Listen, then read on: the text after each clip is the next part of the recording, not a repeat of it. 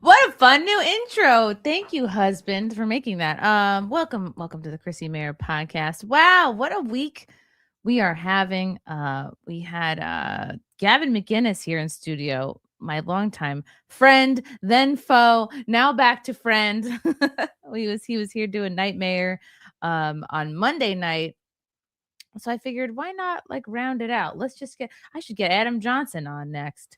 Um, I've been wanting to get this guy on for a while, actually, since I met him a couple years ago. I believe the day I met him was a certain January 6th, but things got so crazy we didn't have much time to catch up. So excited that he's here tonight to answer all of our questions and catch up and dispel rumors. You know him, you love him. It's the CEO, the leader, the commander in chief of the Proud Boys. Enrique Tarrio is here. Oh my goodness! What's up, Yay. Chrissie? I do have to say that intro, I thought I had really good intros for my show, and yeah, your husband did an amazing job with it. He slaved over the AI machine. I don't even know how many hours to make that. I'm like, you know what? It was Good. really good. I was jamming out. I was like, oh Why? wow, I'd never Why? seen the countdown with it, so Yeah, it's, it was it's pretty pretty cool. sweet, and he like synced it up to the countdown. And I just like some people are afraid of AI, and then I watch that and I'm like, you know what? Let's have AI do everything. Yeah. Why do I even have to lose the baby weight if I look fine in the AI intro? Yeah, AI might help my figure a little bit too. Your figure is fine. Prison made me a little tubby. I've lost a little bit of weight, but prison made Dude, me a I little have bit tubby. so many questions. I want to start at the beginning, but like, you went to prison. I only know like maybe 3 people who've been to prison. How do you So you go to prison. It's your first day. Do you feel like, all right, I have to like shank someone so that I'm respected? But I've also heard that like, okay, yeah. Did you feel like you had to do something like to stand out in prison? So there's multiple answers in that. So, I had just the FBI came on March 8th of 22 and like turned my front door into toothpicks. Oh boy. But before that, I had just done about 5 months in jail for burning a Black Lives Matter banner. So I was already used to it. So it's 5 like, months for a BLM banner? yes. Yeah. Yeah. But it's not like an American flag or something. That's so wild to me that you could go to jail for that. Well, yeah, I didn't know that either. But yeah, they put me in jail for 5 months and I was out for less than 2 months. I think I was short like a week. So and then my door gets kicked in and I'm in jail again. And that night, I already saw it coming. I knew what they were doing. I knew who they were actually targeting and What why they were you mean coming like for you us. knew January 6th was a huge psyop? Well, I think it was a psyop. Looking back at it, yes, I think it was a psyop. I didn't think it was a psyop at that moment, right? Because the information is slow to come in. But that's not January 6th wasn't why these prosecutions happened and why we were in prison. They were targeting one person and one person alone. They were targeting Trump, right? So and then there's a lot of people, and I know Adam, and I've heard Adam's story. And I know Adam spent some time behind bars, but we spent at least the 5 of us, we spent the 3 and 4 years, we spent it all pretty much in solitary confinement. And for somebody to tell you, I know a lot of J6ers like, oh yeah, I knew Trump was going to win. I knew he was going to. For me, it was a roller coaster of emotions. Like one day you felt hopeful, another day you were hopeless. Some days in trial we're like, we're going to beat him. Other days you're like, it's impossible to beat him. The truth is that when we went to trial, because we did nothing wrong, I wish I was. Those prosecutors made me look so cool. Oh, the puppet master, the ultimate leader is what the judge called me. The ultimate leader of the events at the Capitol that day, and that sounds super cool, but it's not true. An ultimate leader who wasn't there. Yeah, exactly. So who wasn't there? So I took trial posture on day one. We looked for attorneys that are good at they were trial attorneys, and We lost that trial on day one, and we didn't even know it. Jury selection came in. These people came in that hate us, and they said it. They said, "Look, I know who Enrique Tarrio is. I know who the Proud Boys are. Well, what are your views on them? Oh, white supremacist, Nazi, all of that." And the judge asked him, "Can you set aside those strong feelings and can you judge this case by the?" No, nobody can. They said no. The crazy part is that they said no. That's what I would say though if I had to do jury duty. I'd be like, Yeah. I hate whatever race of whoever's involved in this jury. Just get me out of jury duty. And the judge brought him in the next day and rehabilitated them. And was like, "Are you sure?" And it's a judge. He's up there, with the black robe, and intimidated him into saying, "Yeah, I could." So they sat on the jury. So we lost at that point. So yeah, it was a roller coaster of emotions. And nothing in life prepares you for solitary confinement in that long period of time. I shouldn't have started in the middle. I'm Yeah. so excited about the prison stuff. I'm all right. I'm going to circle back to that Yeah. in the words of Jen Psaki. So Yeah. you're from Miami. You're Cuban. Yes. You give me I want to talk about what attracted you to joining the Proud Boys in the first place. I believe if my research serves me right, and by research I mean yelling into Grok while I do laundry an hour ago, that you were at a Milo Yiannopoulos speaking event, and then you met some Proud Boys there, and that's like what kind of like-minded people, like what kind of attracted you to it? Yeah, but I guess that's not where the political story starts. The political story, I've been involved. Trump didn't like activate like my activism per se. I started in 2004. I worked for the second Bush campaign, unfortunately. And I worked every general, special, and midterm election since then here locally. I've knocked on every door in this district. Well, in Miami-Dade, I've knocked on every door in Miami-Dade for the most part, like twice. Wow. So did Trump energize me in 2016? Yes, absolutely. I was a DoD contractor at that point for 12 years. And one of my buddies called me and he's like, "Hey, there's this event, this Milo Yiannopoulos guy," which I kind of knew who he was, not too much. I knew his Twitter rants. And he's like, "They got a gig to do security or whatever." And I went over there, pulled some security for the event. And I met these guys with black and yellow Fred Perry's. And I've met them before on inauguration day because I was going to Deplorable. And, they told me, "Hey, do you want to join the Proud Boys?" I'm like, absolutely not. The name was stupid. I couldn't tell you who Gavin McInnes was if you put him on a lineup. So the next day I was actually helping put together a gala for a local candidate. It was a Republican. So what year was this? So it's the second. This was 17. 2017. Okay. Yeah. And I met the Proud Boys in 2016 on January 19th of 2016 at Deplorable. And I was working this gala. It was super weird. It was a Republican that was pro like legalization of marijuana. So it was a big deal. And the Proud Boys were there too. And so I saw them a second night, and that second night is when they're like, okay, they brought me in. And I thought it was this huge organization because I Googled it, and it ended up being like 3 retards in my backyard. Yeah. There was like 100 when I joined, there was like 150 Proud Boys in existence. There wasn't a lot.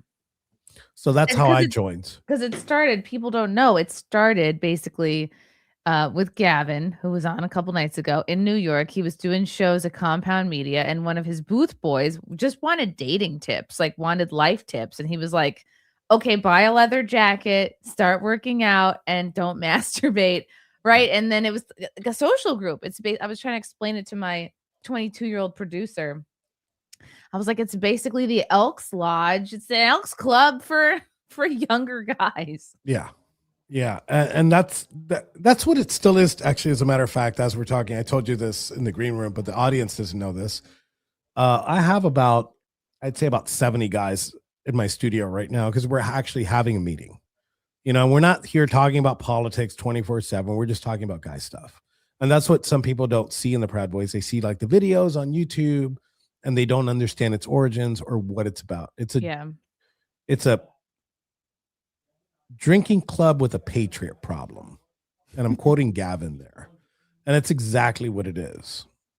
And I'm sure you have guys like that are just like, hey, I need advice about my girlfriend or my wife or my job. It's just like it's hard enough, I feel like, for men to make other men friends nowadays. But they're just regular guys with hanging out, trying to make friends, that's the right? beautiful part about it, right? It's like iron sharpens iron. And we don't come like our focuses aren't, we're not this monolith group like a pro-life group.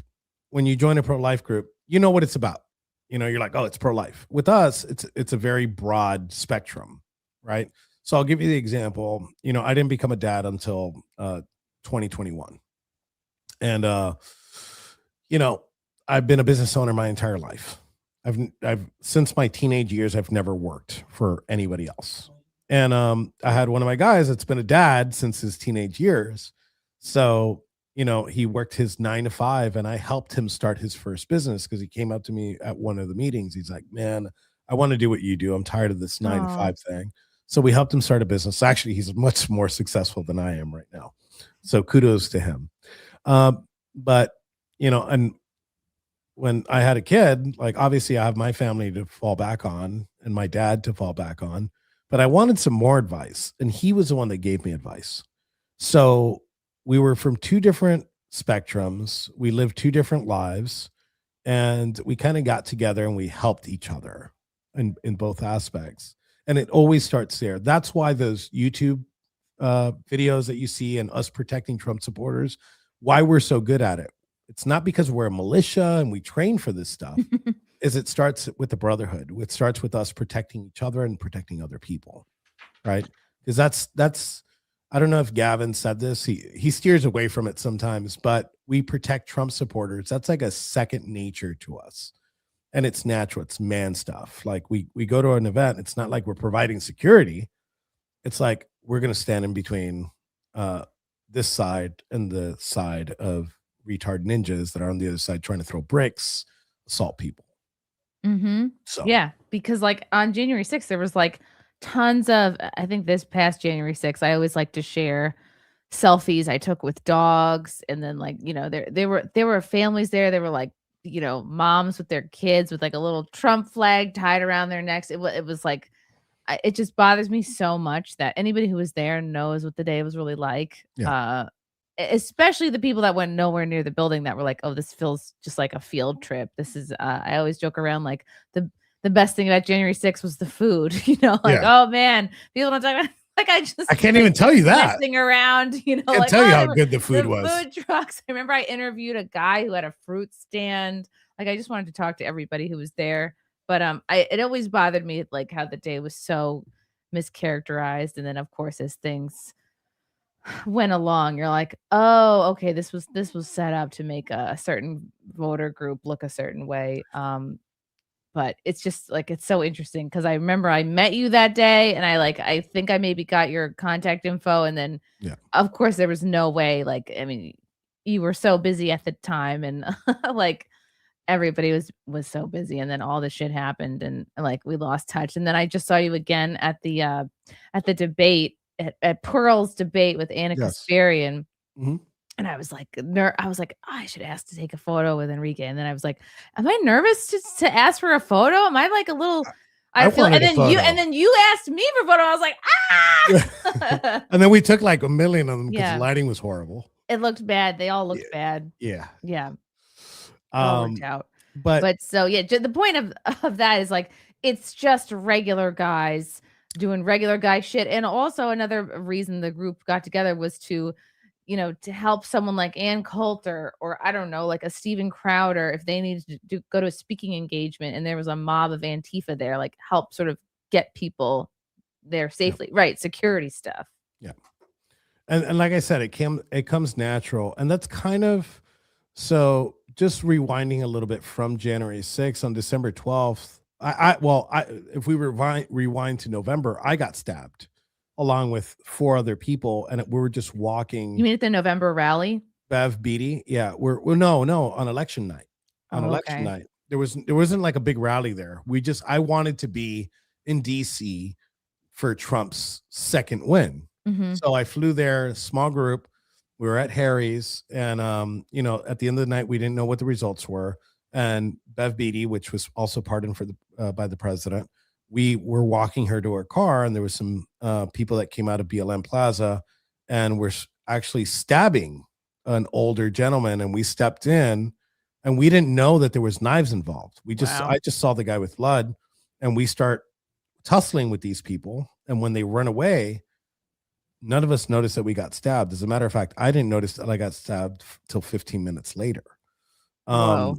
And then fast forward to December 12th, I had 4 of my guys stabbed by a member of BLM, right? And so on January 6th, we were pretty much, we were on high alert, right? And we didn't want to do any kind of security that day. All we wanted to do, and I said this multiple times, I even said it that same night, all we wanted to do was listen to the president speak. I had to speak on 3 different stages that day, drink beer, and get laid. Wait, with protest girls? Gentleman never tells. I never thought that like someone would go to a protest to get laid, but I'm also not a dude, and I don't think that way. Well, mainly, there's a lot of my guys that are single, so like they go out, they meet somebody, but like it was just to have fun. Let's you know what, it's better, it's probably better than online dating. You don't have to swipe, you just be like, okay, I know how this person looks freezing in the cold probably with their mascara smearing off because it's freezing, and you can chat, you're there for hours, so why not? But my plans got trashed because I knew I was going to be arrested going into January 6th because I knew that there was going to be an arrest warrant. Right. So I flew in on purpose on January 4th so I could get arrested on January 4th. I was going to walk into the police station. They got me before that. So I could bond out on January 5th and still make it. But the judge kind of threw a wrench in my cog and was like, well, you can't be in the district. Wow. So you got to be out. So in the beginning, I was mad. But at that point, I was traveling. I hadn't seen since Election Day. I think I only saw my house like 3 times. I was traveling to Michigan. I was traveling to Arizona. I was fighting a stolen election. So I was like, you know what? I'm just going to take a day off. There's nothing to worry about. My guys are going to be out there. There's nothing to worry about. And that was my feelings going in. I'm like, I'm just going to sit in the hotel and just kick back, eat a pizza, drink some wine, and just watch the events of the day unfold. Did you feel FOMO? That day I did, but like at like 5 or 6 p.m., I was like, thank God I wasn't there. Because now I can't get arrested for a misdemeanor. I'm like, I remember calling Biggs later on. I'm like, I don't want you to tell me if you went in there or not, but you're in big trouble if they come get you. If you did go in, I go, you might do like 6 months in jail, man. They might get you for a misdemeanor and give you the maximum sentence. I thought that was going to be like the worst, like the worst of it. Biggs got 17 years. I got 22. Ethan got 18. Zach got 15. Dominic got 10. It's not like a couple months of your life for trespassing. That's a life sentence. It's basically your whole life. And all these other guys, were they from like where were they all from? Like different parts of the country, or were they in your group too? So Biggs was from Florida. Ethan was from Seattle. Zach was from Philly, and Dom was from New York. So we're all from all over the spectrum. Wow. I want to talk about like what. So were your parents very political growing up? Were you kind of raised like you were raised? I know you were Catholic, but like were you raised kind of Republican? Did your parents instill any like political values in you? The political story with my family started in 1959. My family was really big tobacco farmers in Cuba. And they supported the Castro revolution because some people don't remember this. Castro didn't come in saying, hey, I'm a communist. Castro came in saying that he wanted to build a republic for the people by the people, like a second United States. And he was backed by the CIA for a little bit because of those views.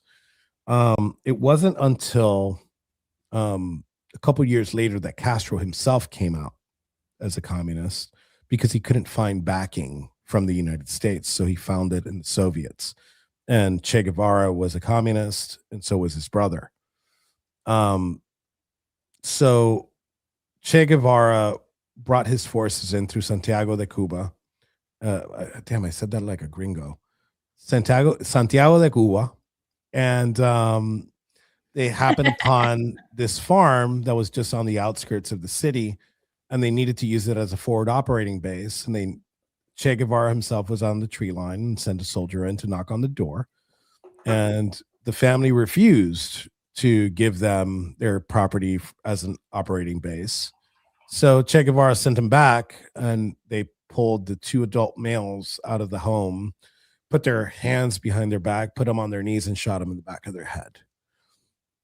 I share blood and a last name with these gentlemen because it was my great uncle, my grandfather's brother. And my grandfather knew that there was no hope for him in Cuba. So he fled to the United States. My family has been very, very, very politically active since they came to the United States. My aunt worked for, we always say unfortunately because we look back, Charlie Crist and Jeb Bush. And she's the one that got me into politics. And then in 2004, like I said, I helped George Bush. But in 2006, 2007, in the primaries, something amazing happened, which was Ron Paul. You know, the like the black sheep of the Republican Party, and I campaigned for Ron Paul. So I started diverging from your typical Republican Party at that point. I helped start some Tea Party groups down here in Miami. But my family has always been extremely political and extremely involved. Okay. Yeah. So it just probably seemed natural for you to. Yeah. I mean, don't feel bad about working for Bush. I mean, I tell people like, God, I didn't vote for Hillary, but I was very much a brainwashed feminist in college. I voted for John. I mean, I think the first person I voted for was John Kerry. Yeah. And We're on then opposite ends. That's right. yeah. And then I voted for who was that third party lady? Jill Stein. Bill Stein. Which was basically, yeah, taking your vote and lighting it on fire. I think it just went into like her hot tub fund. Yeah. I don't know. Yeah. And then I started to wake up around like 2018, 2019. Yeah. That's usually the wake up. It was the 2018 years, and COVID is what brought a lot of these. I mean, the whole Maha movement, came from that COVID, from that COVID era. That's what activated a lot of people.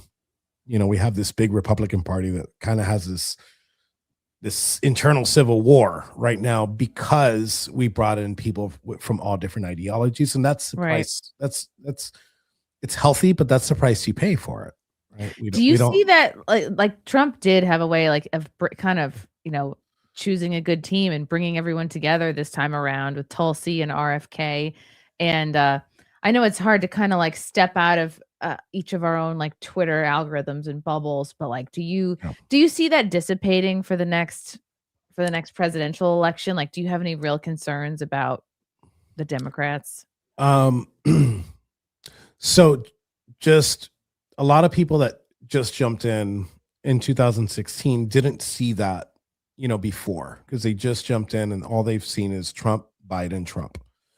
The rule of thumb: whoever sits at the executive, whatever party sits at the executive as a president, their party is going to have a civil war. It happened during the Obama years. It happened during the Bush years. This isn't new. I'm sorry to tell people that are like, oh my God, this civil war. This always happens. Is it more visible because of social media? Absolutely. But it does have something to do with that coalition building that Trump was able to put together. It's a little bit more prominent now. Can we get everything together by midterms? And the answer depends on two factors. How Trump reacts on his last 2 years, right? And how his administration, that also includes the administration, And two, which is I think more important, is what are the Democrats going to offer the American people? And right now, usually this is where they're in a bad place. Usually they'd have someone that looks like a leader at this point, and I don't see that. I don't see giant backing for Gavin Newsom. The only person that I could see coming in as a rising star would probably be Shapiro from Pennsylvania as a possibility. I just don't think he has the spark that JD does. Now, it's important that we get our shit together. And if things get worse, that's actually better for us coming into 2029. If it stays the same, we might run into some problem with that coalition building.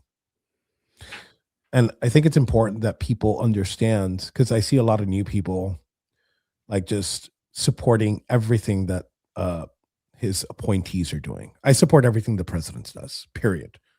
I want to be unequivocally clear about that. I think he's done amazing. I think not only what he's done, what he's saying is amazing, but those appointees that he had in his first term, he built a better team this time. But those appointees let him down. Almost every single one let him down. And we have to remember that. And now, because it's like, oh, he's supporting Pam Bondi.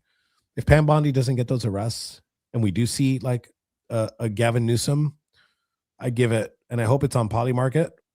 Once somebody like Gavin Newsom wins, it's going to be 30 to 60 days before they put the president in handcuffs again. And the only way to prevent that is Pam Bondi or whoever the attorney general is. We need to be able to say that.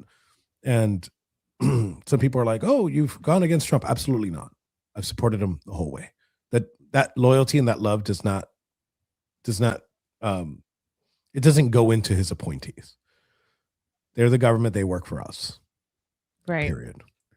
Do you think the handling of the Epstein files could ruin it all for the Republicans for the next election? Look, my focus hasn't been the Epstein files. It's just too much information. Everybody has their beat, and the Epstein files is not my beat. Do I think it's of utter importance? Yes. But I think both sides of the aisle there are taking it too far, right? The people that say, oh, there's nothing there, we're doing great. We should champion what they're doing. We should protect the victims. And the people that are like, oh my God, this is the end. Like both of them are wrong. The Epstein files are important. Those people need to be arrested, right? But saying that it's nothing is going to hurt everybody, because that coalition, most of those people, you have to listen to the people, right? And people that aren't involved in social media are telling me, oh, these Epstein files, why do they keep redacting them, right? Why don't they just let them out? These are a group of people that are voters. And these are a group of people with influencers. And it's just so easy to just shut them up by just giving them what they want, right? That's what you have to do in order to build that coalition. If not, we're going to be in trouble, right? But at the same time, you can't keep saying it's nothing. You can't do it, because these people do have a voice. And some of them have very strong voices. I'm not a Candace fan by any means. I think she's a grifter. I think she's always been a grifter, and people don't remember her from 2016. I do. The crapping on Erica Kirk thing is not helping. I'm not a fan of that.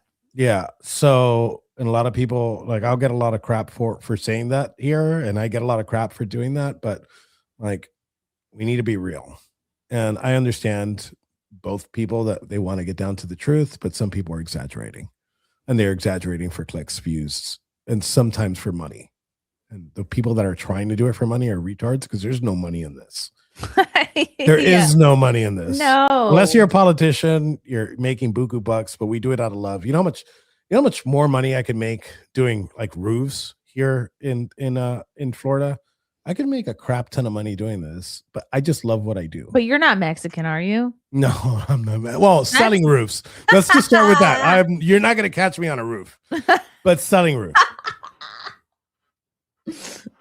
I'm like, maybe Cubans can do roofs too. I don't know. We could. We're really good carpenters. This is all over the place. Okay, so I want to talk about your kind of maybe your criminal background. I just don't know a lot of people who've been arrested, so this is exciting for me. So, I've been arrested multiple times. and you don't seem like you're someone who's afraid of getting arrested. We'll get into that now. The first time I was arrested, the first time I was put in handcuffs, I was looking upon a group of riot cops, and they threw tear gas at me, and I threw it back. Right? You threw their own tear gas back at them? I threw their own tear, and the dumbasses didn't even have their gas masks on. Ay. And yeah, they got pissed and they beat the brakes off of me. They and probably just didn't expect it to come back. They're like, this is that boomerang tear gas they have in Australia. Yeah. Whoa. And so they beat you up. Oh Oh, no. that was in 1999 during the Eliana Gonzalez riots. Oh wow. And you were like, I know him. Yeah. And I grew up. So the second time I was arrested, I grew up by a bunch of. I grew up around a bunch of mechanics. My dad, my grandfather, and doing that, I learned how to turn on cars without keys. So Cool. I boosted cars when I was in my middle teenage years.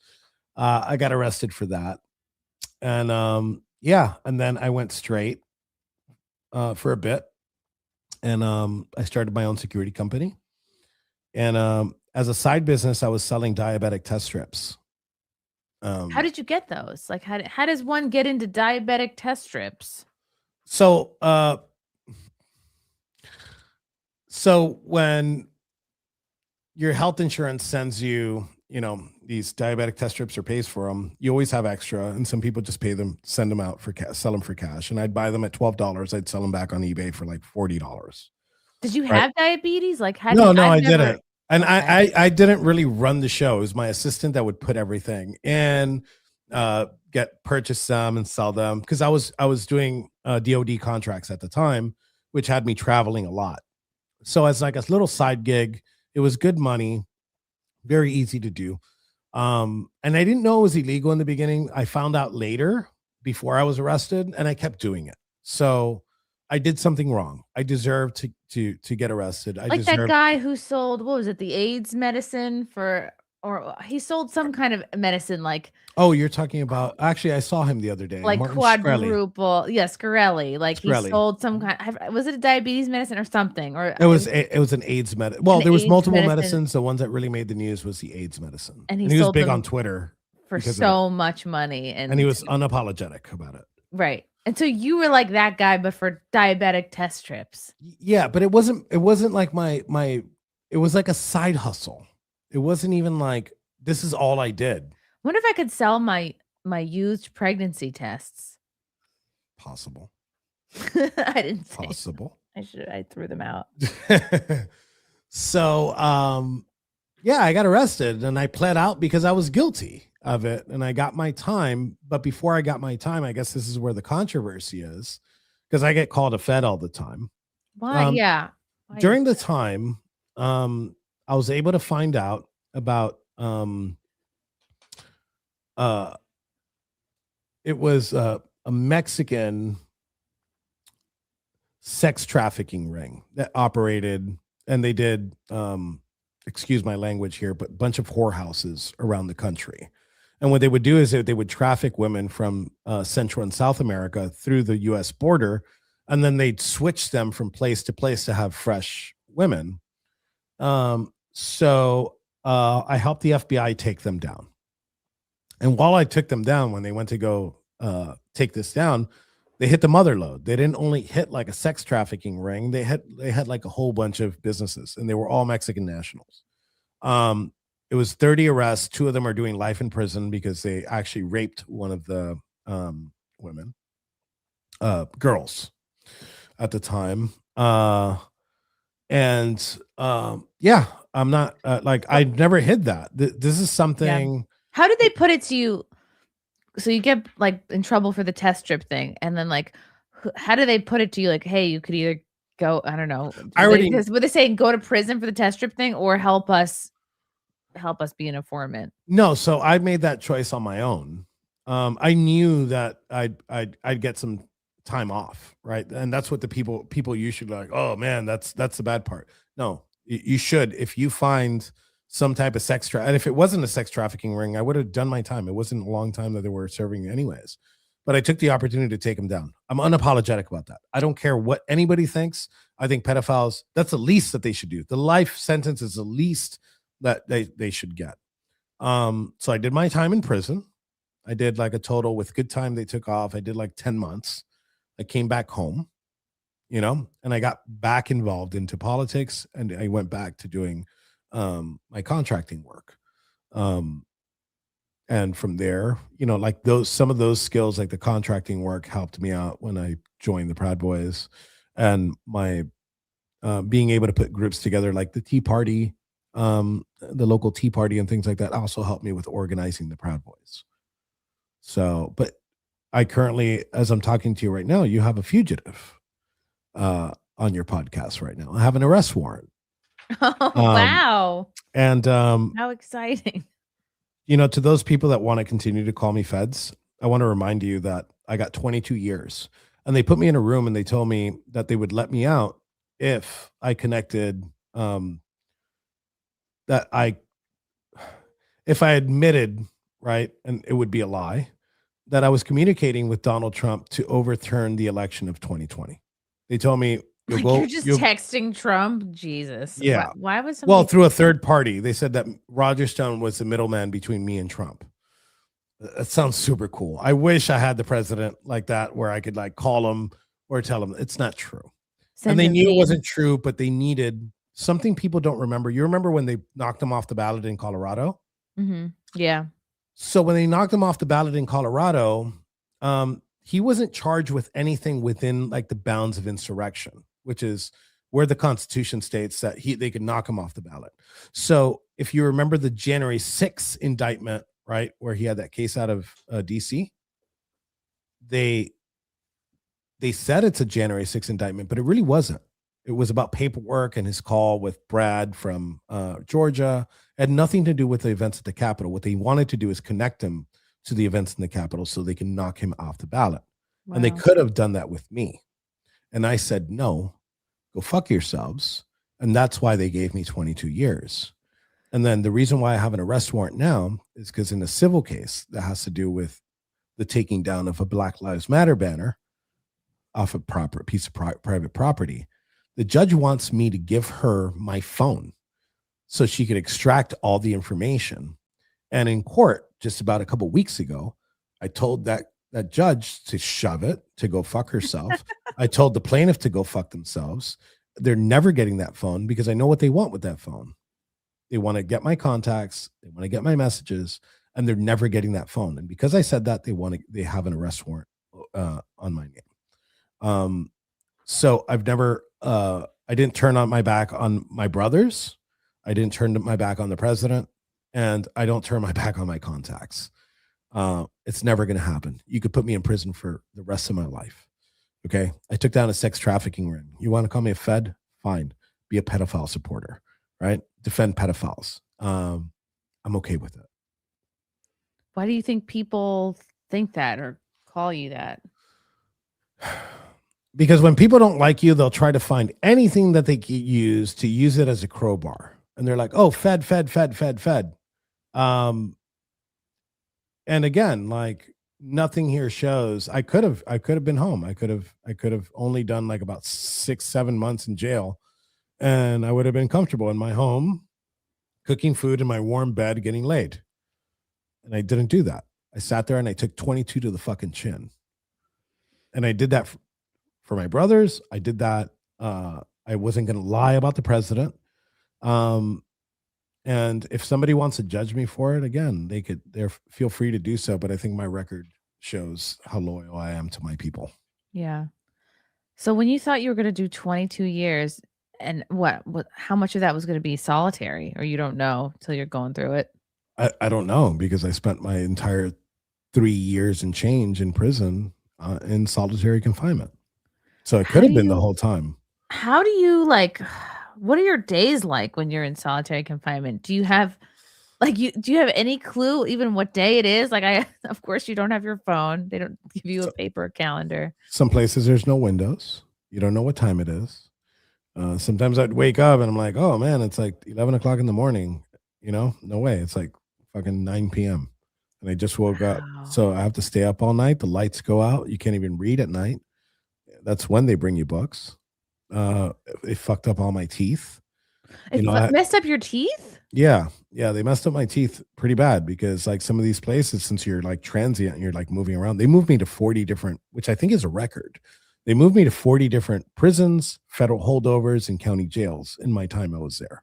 There's people that get life and been moved around 4 or 5 times. And because of that, like you don't get like your toothbrush, you don't get your toothpaste. And like I had to like go, I'm still going to the dentist to fix my fucking teeth.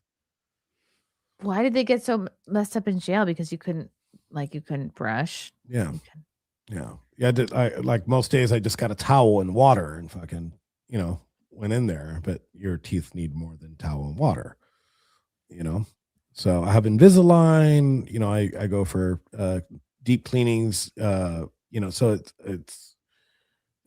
and that's like the least of the shit. It's like your teeth Mhm. is the least of the shit. Like you're like, I'm going to spend the rest of my life here, you know? And with the support of my brothers and support of my family, like I was able to make it through and not go crazy. I can't say the same for some people that went through that. I'm not going to say their names, but Mhm. I've had to drive from here multiple times and walk friends of mine off a literal ledge because of what they went through. And like Matthew Perna, he killed himself. The government made him kill himself. There's so many suicides that happen. Like people remember Ashley Babbitt, uh, and there's a lot more people that lost their lives because of January 6th. And it's like we kind of don't remember that. So when people say, "Oh, why are you being so like hard on like Pam Bondi?" Because I know what it's going to feel like for a lot of people if Democrats get back in power. Hmm. I know what it's going to feel like, and that's what makes me angry. That's what make I've come out more angry than I was coming in. I appreciate it because it's a passion, but I know what's going to go on. Like the Dilly meme team isn't going to save America, Hmm. right? Those cringe memes aren't going to save America. What's going to save America are prosecutions. They're, oh, why are you being so hard on Bongino? How many deep state arrests did he get?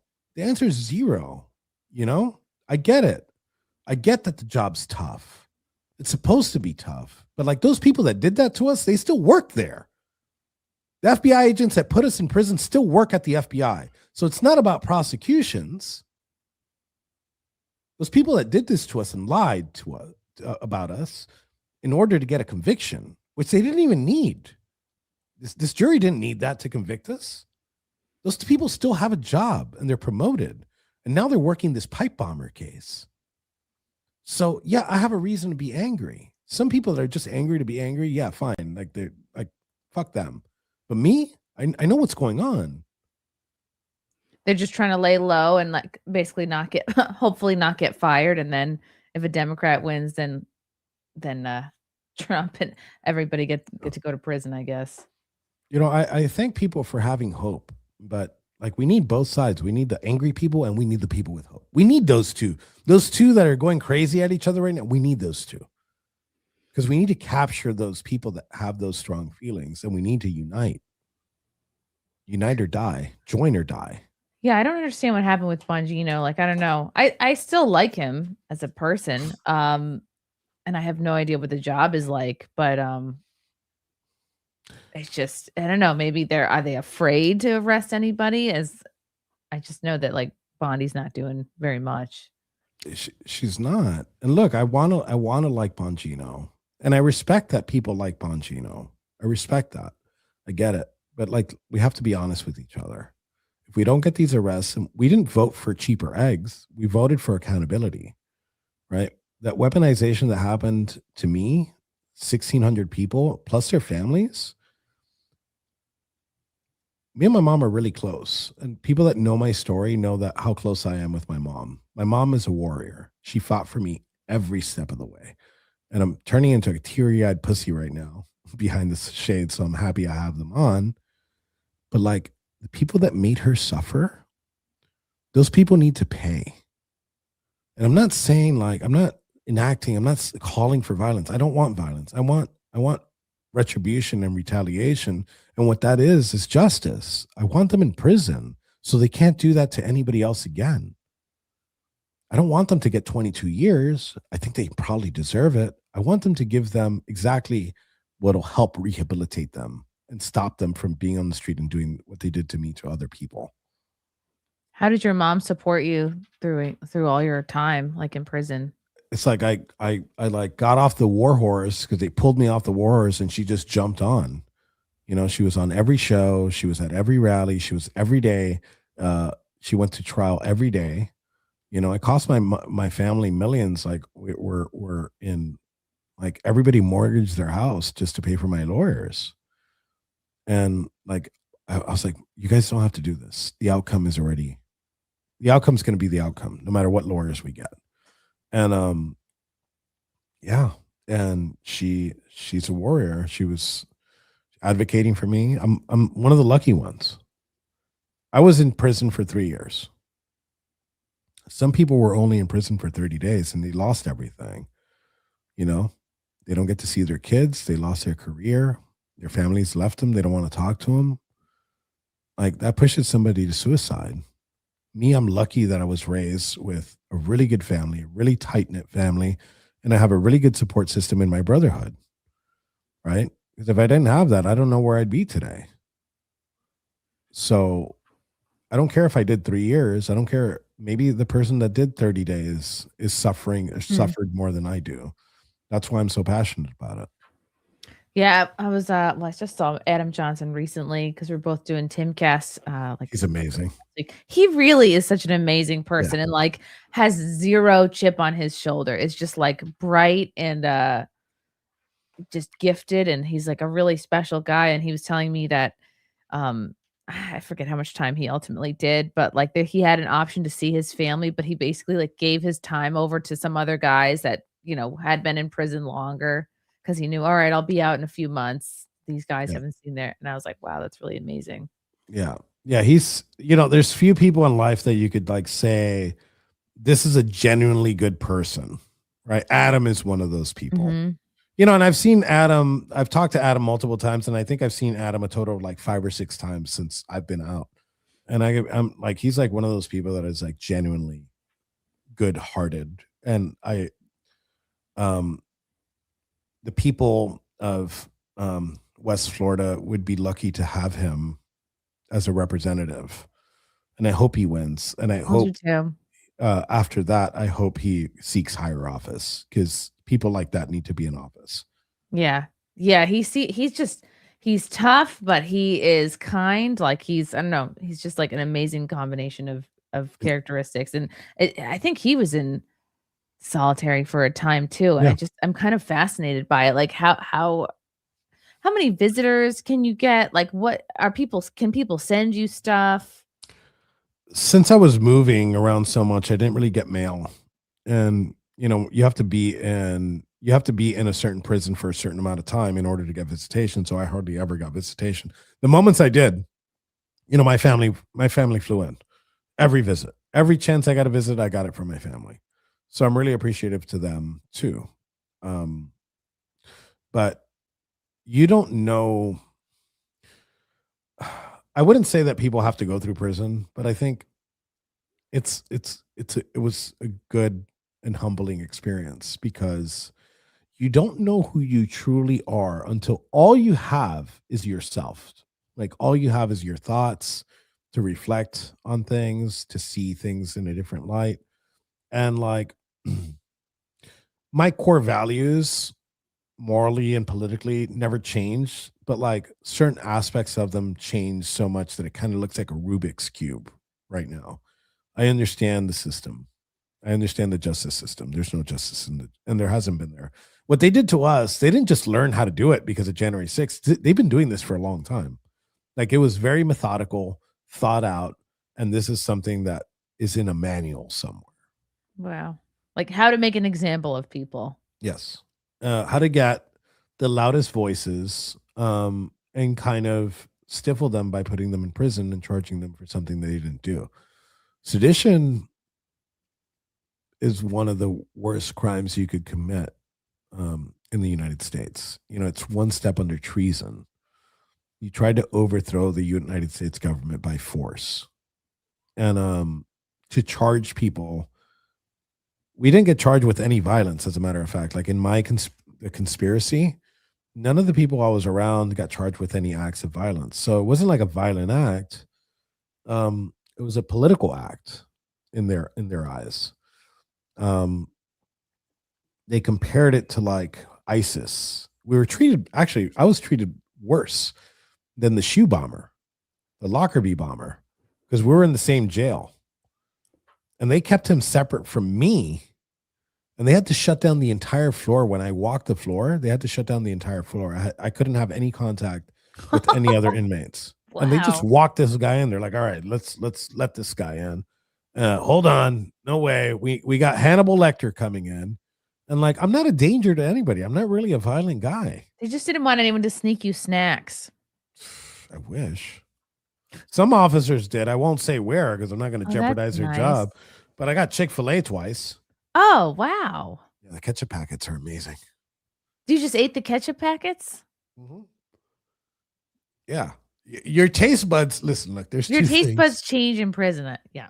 And I could, so not only that, and this might sound kind of creepy, but it's true. Like you're locked in.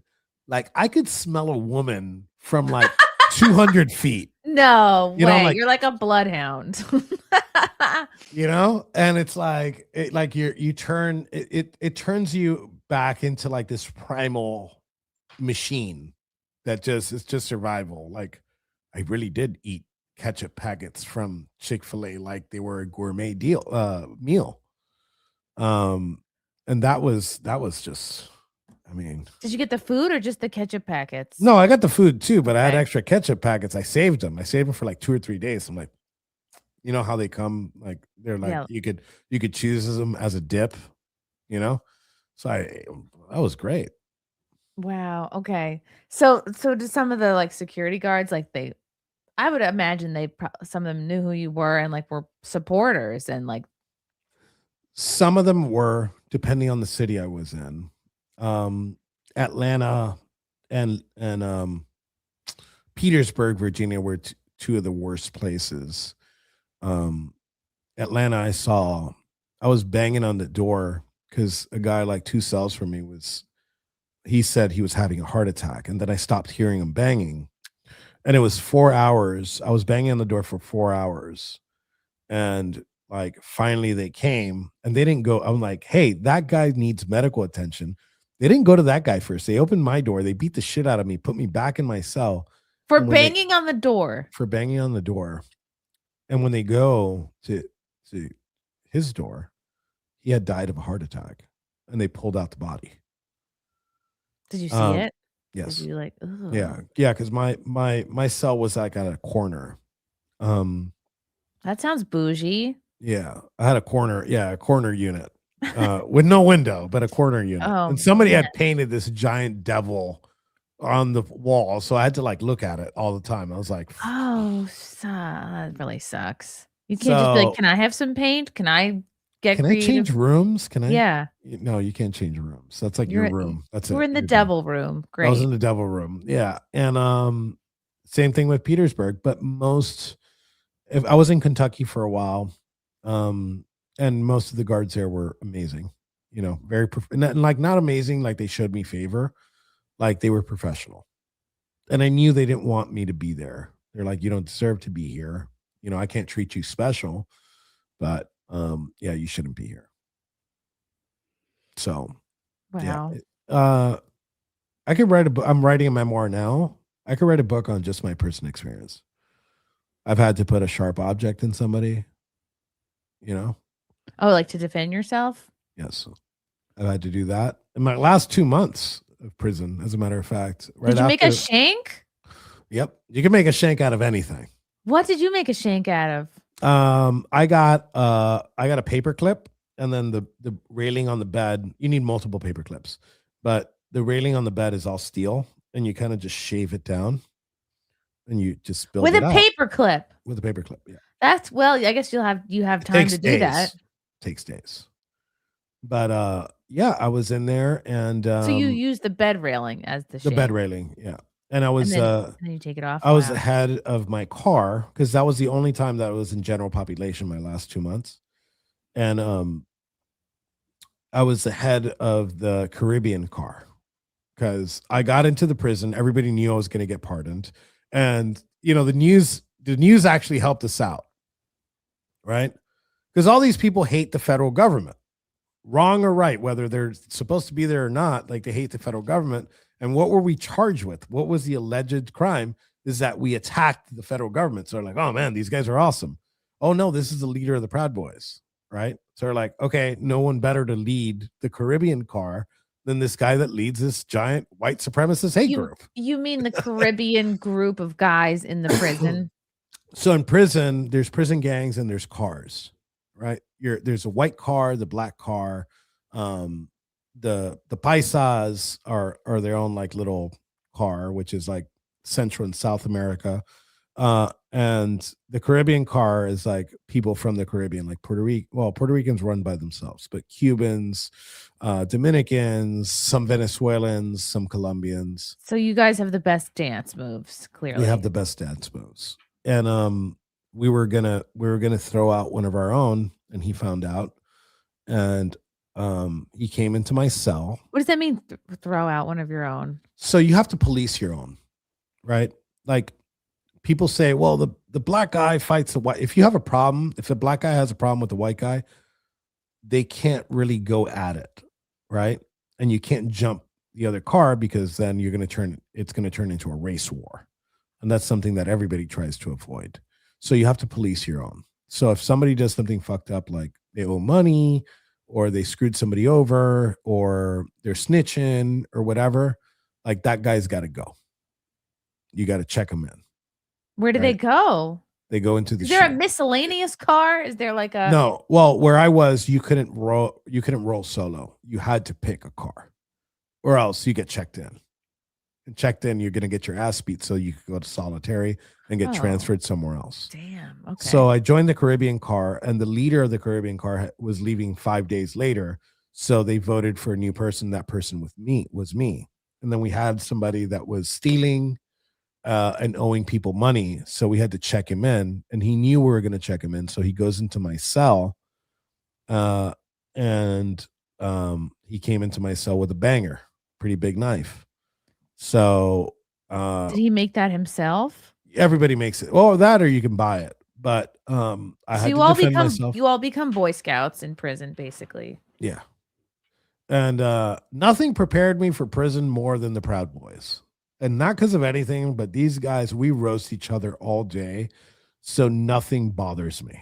It's like, oh, you called me this racial It's slur. like being a That's comic. Yeah, you've had every type of insult. You're prepared. Yeah, I'm good. Like, you're not gonna bother me with words. But I had to defend myself that day. And it was mid-December when I had to do that. And yeah, they took him out, they kept me in. Um So he and broke into your room, he came into my room, yes. but aren't they locked? No, no, no, because I was in general population, so Okay. at that point, so my door was open. And I was just in there reading, and he comes in. Um and luckily my other guys came and saw it. So there was a scuffle. Um I I pulled out my knife, and um yeah, it happened, and luckily my guys came in and pulled us out, and then we were able to uh get him out. That's scary. I would suck at prison. I'd have to befriend a strong lesbian. There's no lack of them in women's prisons. Oh I yeah. told I told the COs, listen, I told the COs, I go, look, let's make these 22 years easier. You guys want to repopulate the United States? Just put me in a women's prison. You'd knock them all up. Just put me in there for a month, dude, and I'll create a population of a small city within 30 days. Sneakily. Yeah. You're like, I have my other shank ready. But wow, that's so scary. So you're talking like, by you mean like your knife, you mean the thing you made from your bedpost? Well, no, that one I actually bought. And that one was carved out of another It's a medal that comes on a pole that comes from under the staircase. So that one I purchased. I didn't want to do the fucking paperclip thing.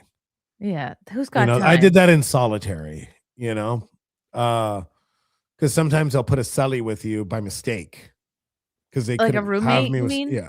Okay. And they'll make a mistake and they'll put him in, and like an hour later, they're like, oh, wait, no, there's not supposed to be somebody with this guy.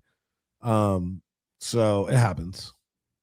What was the hardest part about prison other than being like other than doing solitary and not knowing what time it is? Communication. I'm a big communicator. I call everybody. I text everybody. I answer almost any. Damn it! I shouldn't say this on the show, but I answer almost every DM sent to me. My request. Negative or positive? Yeah, and yeah, and I think it was just being away from family and not being able to communicate with them was the hardest part. Wow. And I just saw a super chat. Oh, yeah. Is it Well, this Carl one? Carl Frosted Tips, Enrique, proud of ya, boys. Thank you, that's Carls. what we say to each other. And then I see another one that says, why did Gavin denounce him? Grimper. Yes. Why did Gavin denounce him? Gavin has never denounced me. As a matter of fact, I was with Gavin in London just a couple months ago, and I was with Gavin in New York. And I'm going to be with Gavin, I think, next month. And I was with Gavin, actually, with you. So me and Gavin have At always that been event. Yeah. good friends. Yeah. So see what I'm saying? Like he just paid $2 to say that, and I hope he pays another $2 to ask another stupid question. He should, because YouTube's going to get 30% of that. Yeah. Yeah. So what are the biggest misconceptions about you, or the biggest lies, or the things like I wish I could clear up these 3 things with everyone? well, we went over the Fed thing, and I guess that's semi true, right? Like I'm not denying it. As far as my 2013 case goes. And then all the other lies are all like made up by the left, like the whole. And you've been called this before by the left, like white supremacist, you're a Nazi. That continues on, and that's obvious. I'm not. I don't care for anything. I'm an America firster. There's this little civil war between Israel and anti-Israel. It's not my fucking beat either.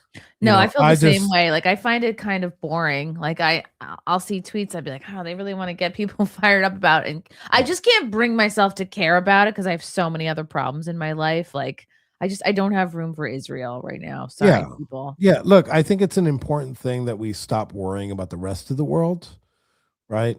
And I don't want our money, intelligence, or troops going anywhere else. Right now, we have so many problems internal, and I think that we need to focus on those problems. But I'm not going to blame like Jews because my toaster burnt my toast in the morning. But I also like I know that they protect their own very well, and I really look up to that. And we have to think of ourselves first sometimes. And I think now is the time. That's why we voted. Look, that's why we voted for Trump in 2016. Like a lot of people don't remember what was the reason that Trump became Trump, and it's 3 words. Because he was like not a regular guy, but he was the most regular guy of anybody else running. But I'm talking about like policy wise. But yeah, I'd vote for somebody that's completely different 100% of the time. But it was build the wall, right? And what did that really mean? It was like, let's stop thinking about the outside world. Let's stop immigration. I get what that means. But let's stop thinking about the world and let's start thinking about us. Let's stop being a world police and let's start thinking about us. And I think that resonated with a big group of Americans, actually a huge group of Americans, judging by the election of 2024.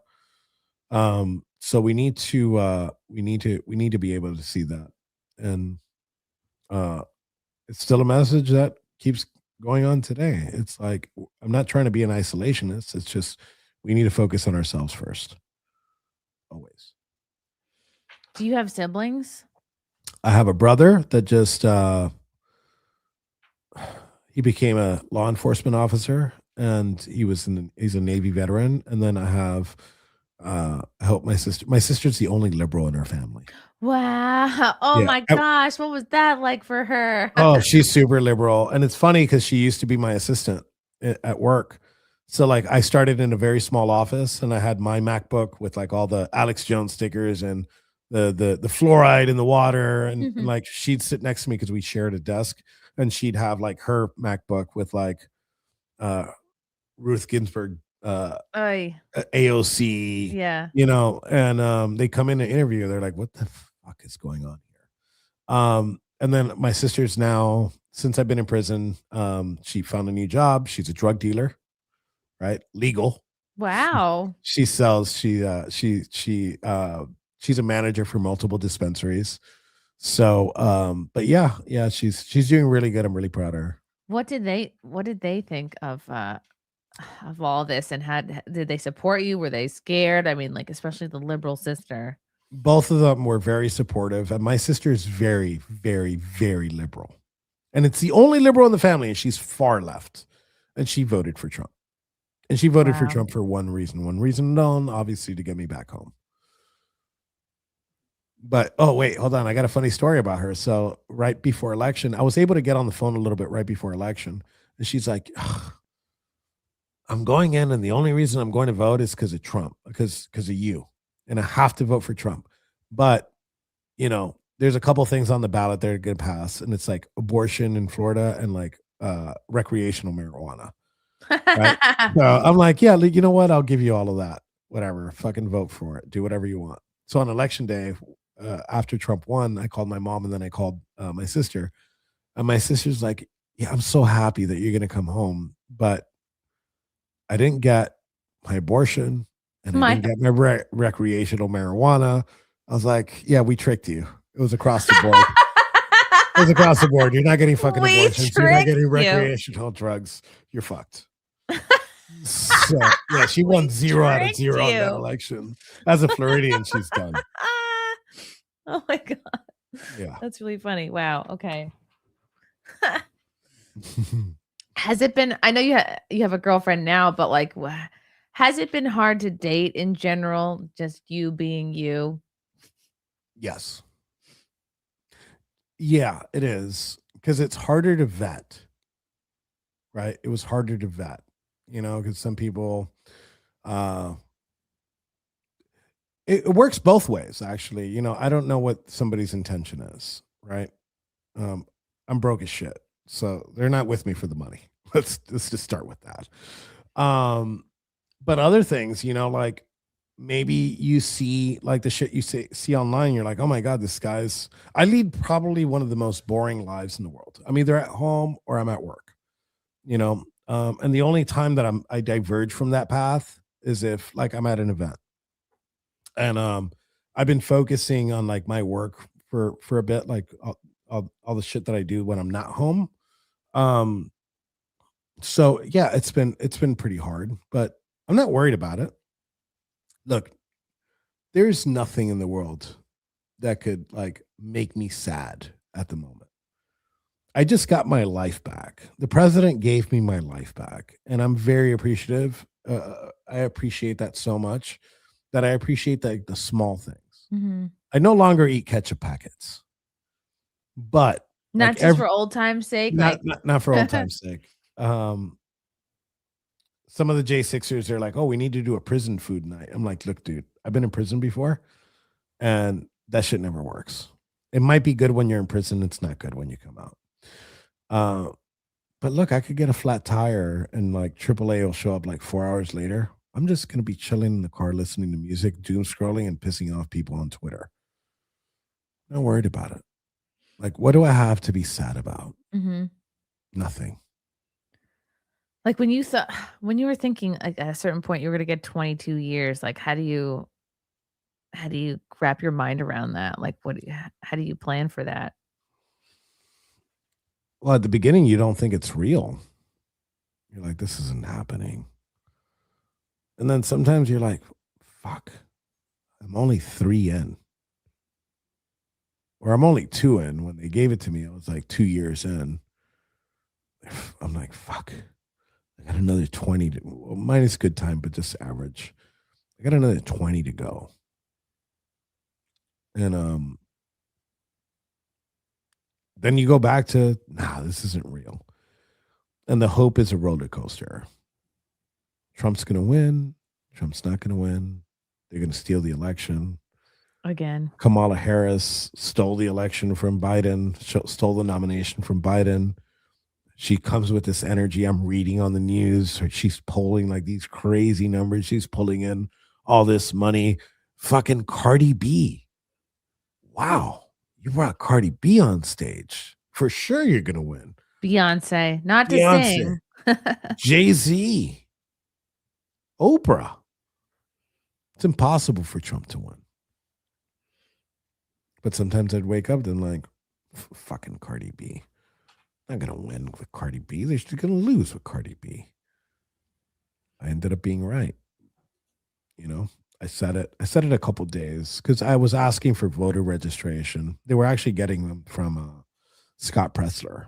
Oh, right. I heard he was doing that. Yeah, so we're getting voter registration numbers, and I was looking at the numbers in Pennsylvania, and it was mathematically impossible unless Democrats like showed out like crazy.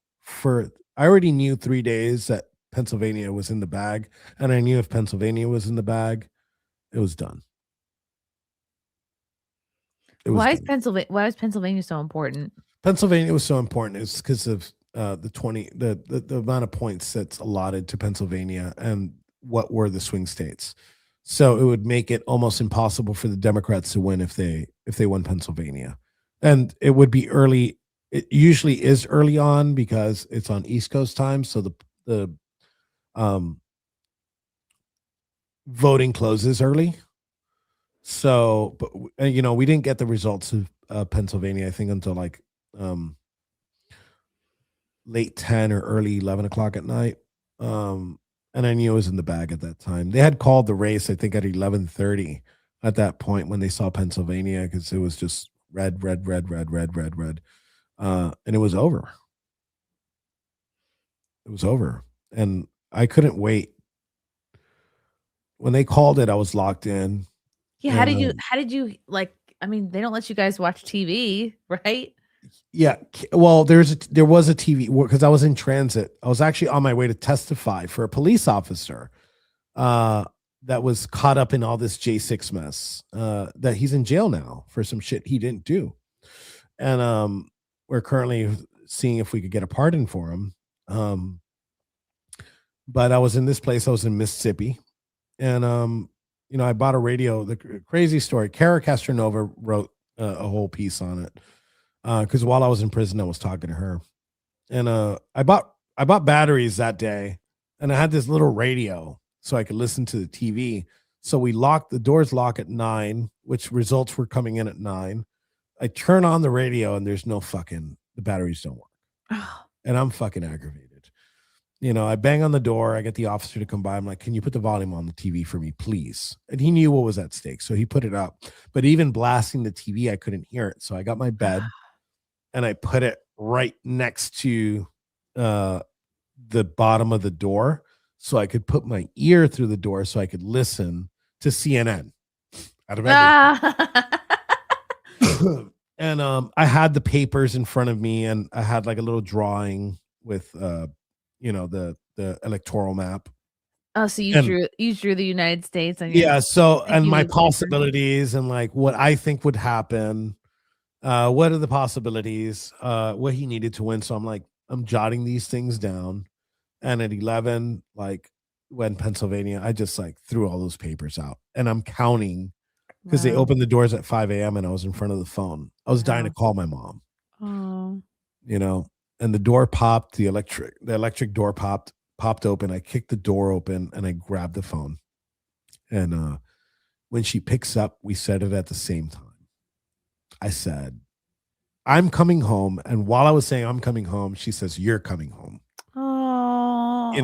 And yeah, she was in tears. So was I, and because we knew it. We knew that was my day of freedom. right? People always ask, what did it feel like when they knocked on your door on January 20th and told you you were leaving? My mood didn't change. My mood was the same. On January 20th, I knew in the morning I was leaving. When they knocked on my door, I was already ready. I had my shit packed, right? And my mood didn't like I went outside and I didn't feel anything different because I was happy already. Because my happiness came on election night. Because I knew that the president was going to release us on the first day. He his very first act as the 47th president of the United States was to pardon us. There was no other thing he did first. That was the Wow. first thing he did as I didn't president. realize it was the very first thing. Well, a lot of people don't because he kind of like bamboozled everybody. And he's like, I'm going to sign these pardons Because at he did the. so much at first. Like I don't know what it was of the first 100 days or something, but he just was like, he was getting a lot done right The, away. the timeline for Inauguration Day, the truth is different than what you guys saw on TV. So he was going, I forgot to where. He was going to like some stadium to sign everything, his executive order and the pardons. And he said, I'm going to go sign the pardons. And it was at 5 p.m. Bullshit.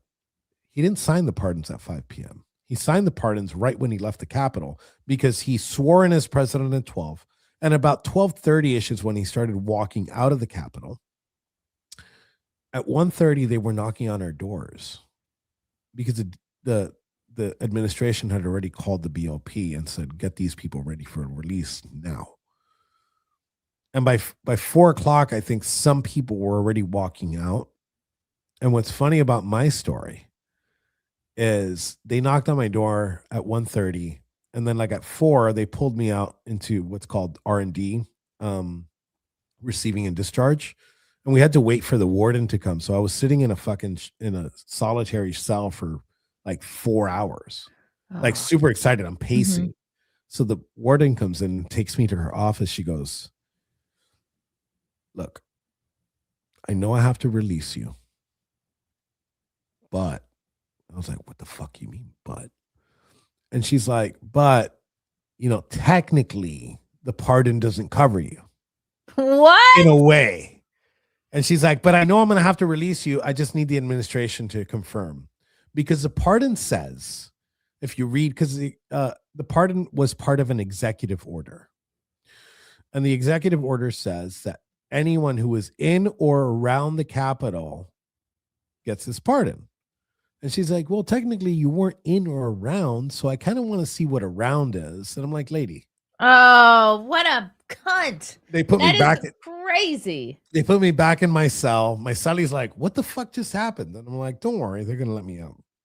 They let me out the next day at like 7 o'clock in the morning. So, yeah, his first act as president. That's why I said, look, a lot of people have like, I don't like when people put the president on like some type of like religious pedestal. Like he's like some god. And he doesn't even do that himself. He He's doesn't. even been recorded saying like, I don't know if I would get into heaven. Like Yeah. he doesn't pretend to be some Yeah. super religious guy. And there's two problems with that. One, that's blasphemous. Two, I think it kind of takes away from the person he is, you know? Like you're like, oh, he's no, because it's more amazing that he's a regular person and he's been able to like fight 2 impeachments, Yeah. 4 indictments, 2 assassination attempts, a stolen election, come back. He said it. It's the greatest comeback story you've ever heard, in American politics. So many things could have easily just taken him out. Yeah. And he's a man of his word. So there's a lot of people that put him on that pedestal, and like I have a reason to. Not the religious one. Like I put him like in my life, I think these are my priorities, and they've changed too over the years. And it's like it used to be God, family, country. And like I've taken country out of the equation completely. Right. And it's God, family, tribe. Hmm. Right. And tribe is like my people. and the American people, right? Like my friends, acquaintances, people that think, um, you know, people that are want to better society and the globe, right? Um, and he kind of, when he gave me my life back, he kind of shifted in from that tribe to family, right? I consider him family now, and like, he might do things that are wrong, but there's so many people that'll call that out. I don't need to do it. Like I don't that doesn't need to be Yeah. my job. I let other people do that shit. I spend most of my time shitting on his appointees. I have fun doing that. Mhm. You know, and I think that's what we should do. Yeah, I So see that a lot. It seems that I guess, if you're a public figure, like your viewers, your fans, whatever you wanna call them, like, sometimes I'll see people get upset, like, not everyone is talking about my particular everyone I follow and watch online needs to be talking about my particular yeah, issues. Like, I've gotten shit like, "Oh, you haven't covered that." I haven't sat and done live streams, like, going through all the Epstein files. It's like, it's because 'cause I'm a mom and I would cry myself to sleep every night, yeah, and, I feel like I've been the Epstein files have been knocking around my head since 2020, so it's like, it's not really new to me. yeah. Um, and right, like we said before with the Israel thing, like, you're not gonna be not everyone has time for every issue. You gotta focus on what you're really passionate about. It's not my beat. I try to make better men. That's all I do with my club, right? And I kind of already told you how iron sharpens iron, you know? And I've never met such a great group of misfits and retards in my life. Gavin, He you is the know, biggest retard. Yeah. and like I don't know when he's serious or when he's not, but like even through all that, he's a great brother. And like sometimes I disagree with him. Like we're two different people. And when he had a vision for the club and he stepped down, and then I'm very political. Um, and when I got voted in, you know, like it was almost like there was a big shift in the Proud Boys. We went more political because I'm more political, right? And it's not like people think that because Gavin or me, like we're some leaders, right? I think that's more by like influence than power because me and Gavin have never had power, executive power over the guys. We're very like anarcho capitalist, conservative right wing group. Yeah, And to what are you have gonna like, tell a bunch of grown men what to do? yeah, How is that in what world is that gonna work, you and know? we're not a militia. So like I have no command and control structure where I'm like, okay, you got to get out. I can't kick anybody out. I can only kick out people in my chapter. It doesn't matter if I was the chairman of the Proud Boys or Gavin was the founder of the Proud Boys. He couldn't kick anybody out either. Right. It's a very like libertarian-ish group. So having that power structure would be like the antithesis of what the world we're trying to build. So, and a lot of people got that fucked up. They're like, oh, well, he's the leader of the Proud Boys. No, I was a chairman of the Proud Boys. I'm a leader within the group because I'm a president of my local chapter, but I have no more power over the next guy in another chapter. Um, and it's a beautiful club, you know. And if you look at the history of men's clubs, there was a men's drinking club that sat at the basement of a bar in Boston and created the blueprint of the American Revolution.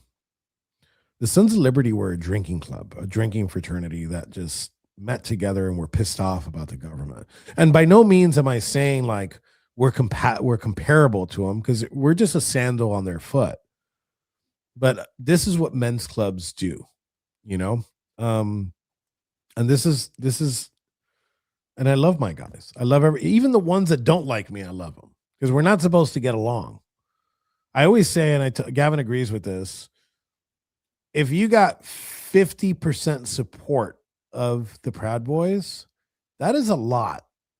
You know, if 50% hate you and 50% love you, that's like a awesome, like, uh, percentage of dudes that like you because we're fighting with each other all the time. We're kind of made to argue, where other groups would just fall apart from the infighting. We kind of like, Mhm.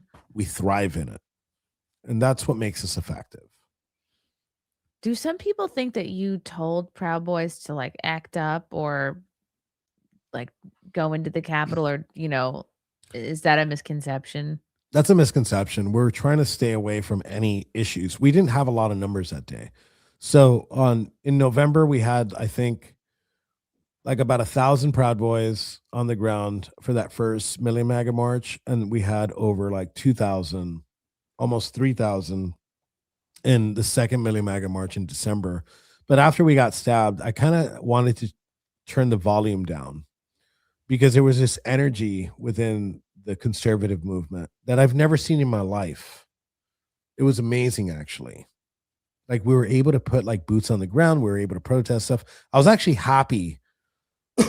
If Biden was going to seal the election and take power, I was really happy for the MAGA movement because I'm like, dude, we could snap our fingers and protest something and have so many people come out. Like if you were in DC in November and December and you sat on Capitol Hill and you looked down Pennsylvania Avenue, it was people shoulder to shoulder all the way to the White House, Mhm. to Freedom Plaza. I've never seen that in my Yeah, life. it was so many. Like, I was there in November and December as well, and now I'm thinking back, like, did I meet you in one of like, did I actually meet you in November or December? Like, it was so long ago, I don't remember, but, like, Probably. It's all blurry at that time, it but is blurry, and I met, like, Elijah Schaffer for the first yeah. time at one of those, Mhm. and he was, like, so kind to me, and, I'll never forget that, even though Yeah. he's in, like, some current shit, like, that Yeah. is none of my business, but, like, Same thing I say. It's I none of my just business. yeah, like, what good is it for me to get in, like, okay, yes, It's like cheating TMZ. on your wife is bad. Yeah. I don't need to be the one to say that, like, it's Yeah. He's been obvious. good to me, Yeah, and that's all I give a shit about. yeah. If he has demons, he can fix them on his own. But the power that I saw at those events, that from a left wing perspective, that had to be stopped. That's why looking back and looking at January 6th, that was the way that they stopped it. Like Mhm. my guys throughout that time after January 6th, you know, rightfully so, they saw a bunch, their entire leadership structure went to prison. I wasn't there. So it put fear in the hearts of a lot of people. To this day, it did what it's supposed to do. It killed that energy and that momentum that we had at that time. And I know that we had a lot of energy and momentum, and I wasn't outside to see the momentum of the 2024 election, but there was nothing like being a Trump supporter during those months of November and December. Mhm.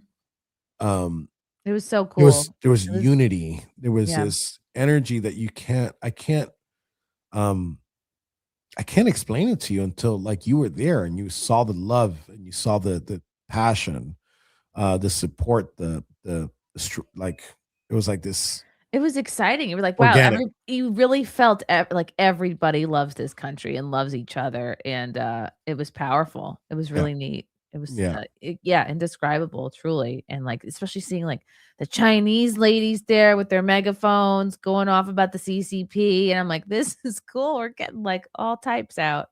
yeah, and yeah, I those days were amazing, you know. But I'm happy I'm here, and I will forever be grateful for getting my life back, and being able to hug like my family again. Yeah. So What was the best thing to eat in prison? I made these really badass burritos. I had we took apart a clothing iron and we built a grill out of it. What? And we made these grilled burritos, dude, that were really fucking good. Like not outside good, like prison good.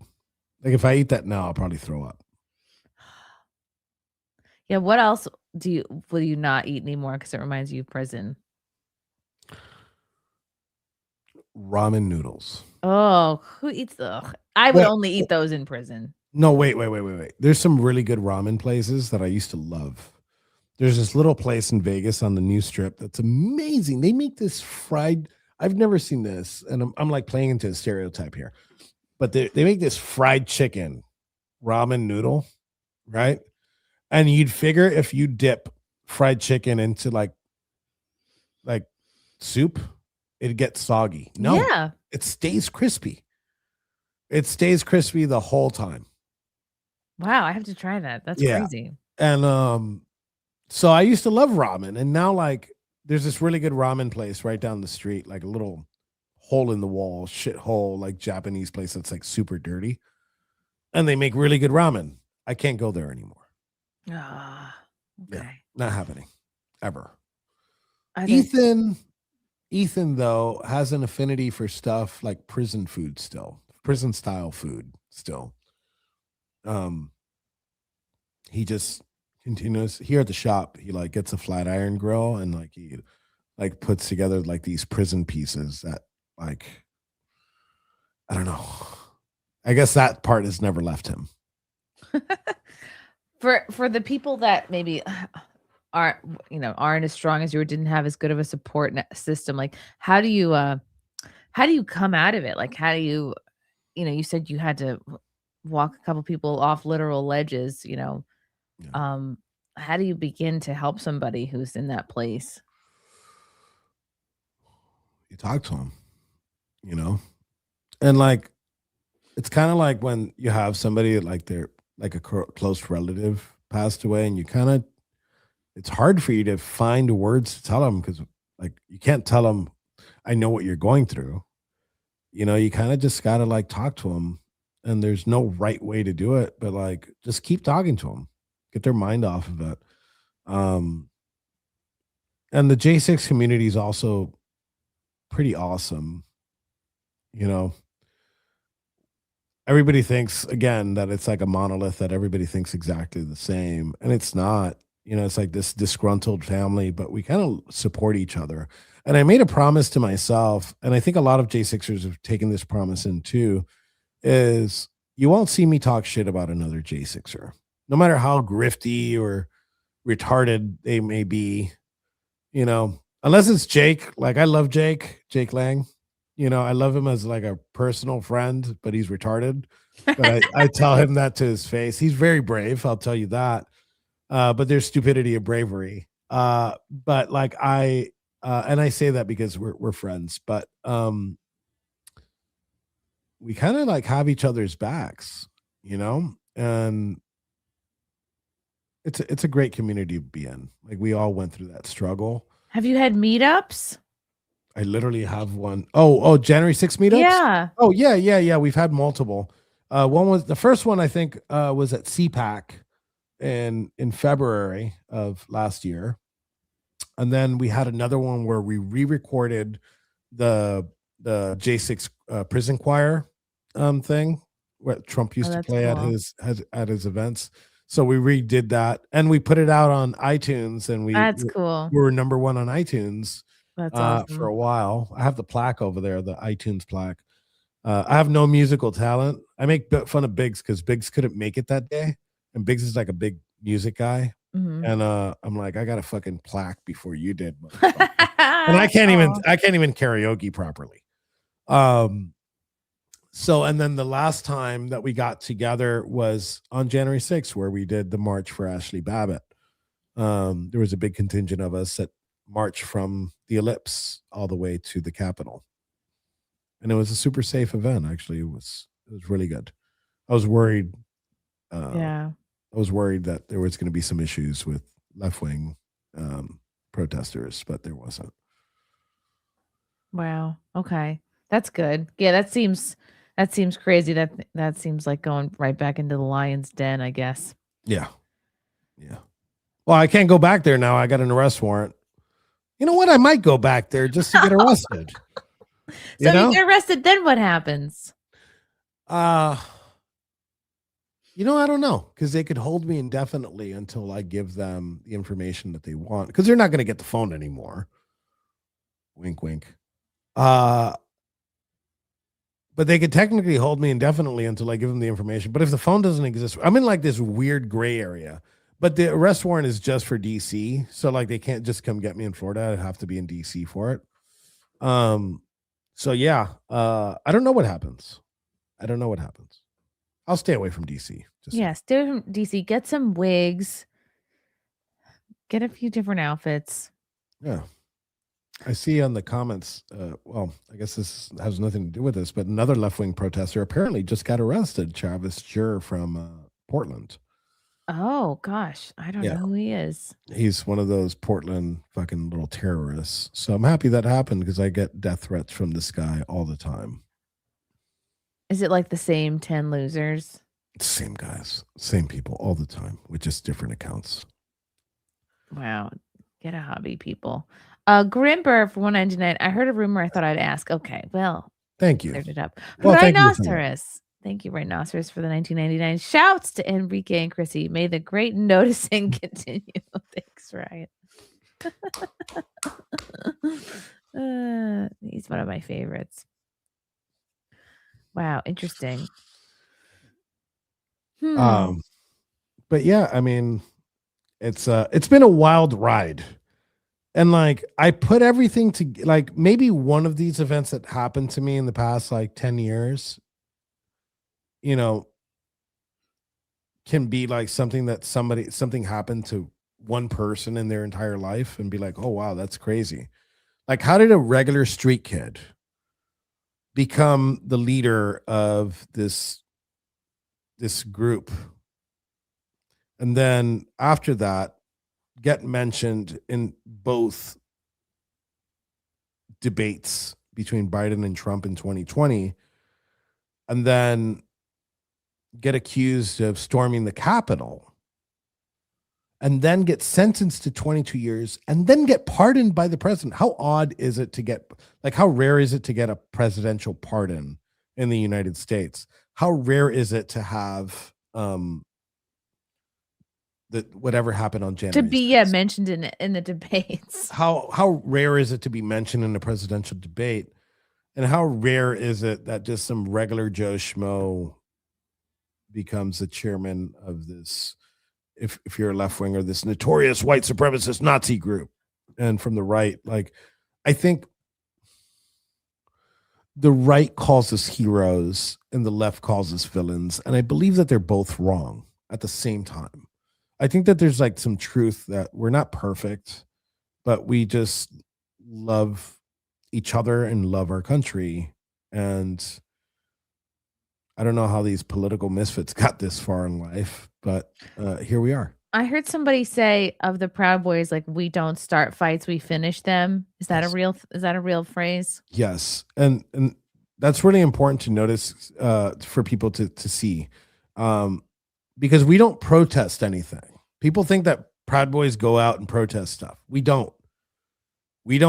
I think we've held in our entire existence, I think we've put together 2 events, and both of them were in Portland. And they were called the End Domestic Terrorism Rally. It was to label Antifa domestic terrorist group. This was back in 2018, 2019. And other than that, we only go to like a conservative event, like a Trump rally or an event that somebody else is putting together. During the BLM, the Summer of Love, we didn't go out to counter protest BLM. Like, we're like, all right, you want to burn your fucking city? Go ahead. You know, we protected our own like businesses that were in the area. But other than that, we didn't go counter protest BLM. We didn't do that. We didn't need to do that. They wanted to show their face. We allowed them to do that. So, but we also have a saying that's similar to that one that you just said, where we don't start fights, we finish them. And it's fuck around and find out. And it's crazy because that was your guys' phrase. Wow. That was our phrase. And actually it came from our Texas Proud Boys. That was their motto, their state motto.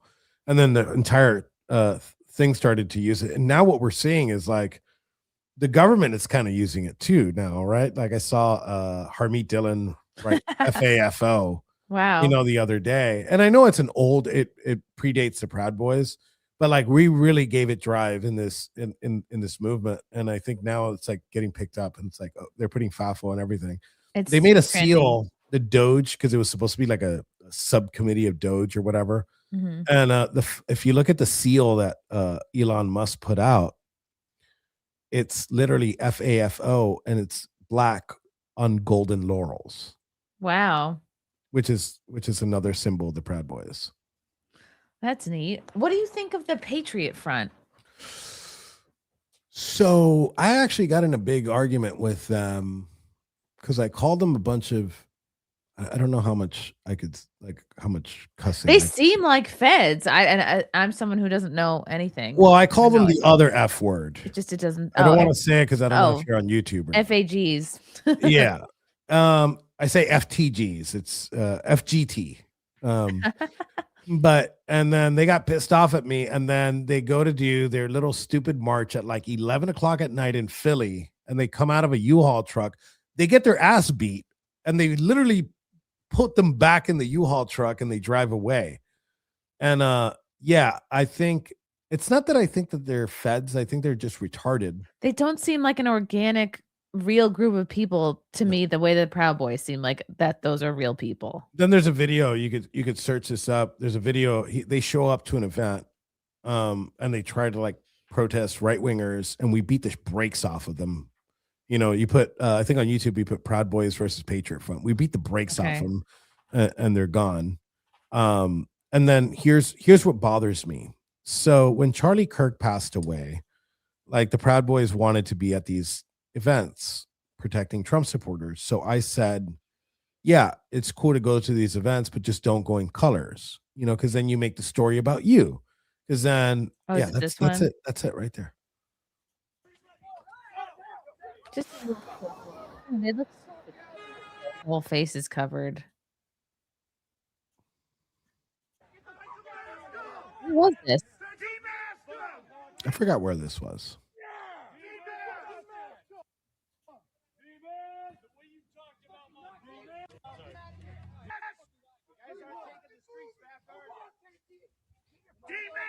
Oh yeah, they seem wimpy to me.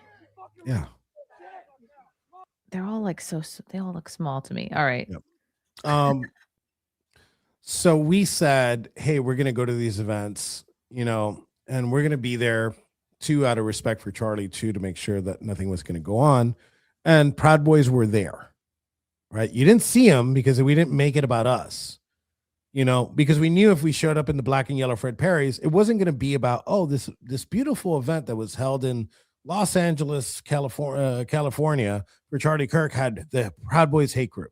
The big So funeral. Yeah. yeah, so we're like, all right, we're not doing that. What does Patriot Front do? They show up in their fucking colors. They show up with the flags. They show up like in their little fucking cringy little costume, and like you're taking away from something that's not yours. This isn't your day to send your message. This isn't about you. Stop making it about you. So I don't think so. A lot of people call others like feds, and obviously, like people do that with me. But we kind of forget. Like we get in a time machine, jump in the DeLorean, and go back to middle school or high school. There was you remember the retarded smelly kid that like would say like the stupidest, craziest shit. Mhm. It's almost like we became adults and forget that those kids existed. They all grew up too. They Yeah. all grew up too, and they're still smelly and they're still retarded, and they're among us, and they do stupid shit. So when we see them typing Left online, fingers. right, or we see them go out in the streets, those were those kids. So the feds wouldn't look. I want to give at least like when they say, "Oh, that's an agent of Mossad." I want to kind of give Mossad a little bit of credit, and they wouldn't put like some fucking retard, you know, as In a psyop. khakis. Yeah. So like I just think there's a level of stupidity that you think you're doing something by going out to like a Charlie Kirk vigil and like going out in your colors and spreading your message. And I think it's selfish. I don't think the feds would do it. Hmm. And it kind of takes away from actual stupid people in society if we do that. You know, is it possible that there are I'm 100% sure that there's feds infiltrated. As a matter of fact, the feds infiltrated the Proud Boys. Forgot to tell you this. That we know of, there's 28 publicly known. I know that there's 50 something How do based you on the files. find out who they are? Like, how do you? Some of them we're not allowed to know we still don't know who they are. You know what the crazy part about it is? With all this Fed infiltration in the Proud Boys, when we went to trial, you know how many federal informants that were embedded with the Proud Boys the prosecutor brought to trial and put on the stand to testify? How many? 0. Hmm. You know why? All of them said the same thing. All of them said, and we have their 302s, which is like their reporting. All of them said, no way, these guys didn't plan this. It was organic. They couldn't put those people on the stand. As a matter of fact, we put one on the stand. And by coincidence, while we had him on the stand, you know what we find out? This was a paid informant, somebody that's been doing this for 10 years to other groups. This person was part of a very critical breach. And the reason why that breach happened was because of him. If you remember some of the footage that came from the Capitol, there's this rolling aluminum door that's coming down. I don't know if you've seen that. Okay, yeah, I think I may have seen that. Okay, the person that stopped that door from coming down was a paid federal informant that was messaging back and forth he was a federal asset, messaging back and forth with the FBI. And he went and he ran and grabbed a lectern, right? And put it under the garage door and stopped the garage door from coming down. Was it Adam's lectern? No, it wasn't Adam's lectern. He needs that. Man, he's going to milk that lectern story nonstop. The little lecterns, the book. He made me great. one. I think I have one here. Oh my God. Where did I put mine? Oh my God, I think I moved it. Yeah, he got a lectern and he stopped the garage I got his door. first lectern, which is I don't deserve it. Yeah, I moved it when I did my Christmas decorations, but it's here. It's here, Adam. Don't worry. Yeah. So all of them said the same thing, and then we find out that this guy was a critical part of a breach. They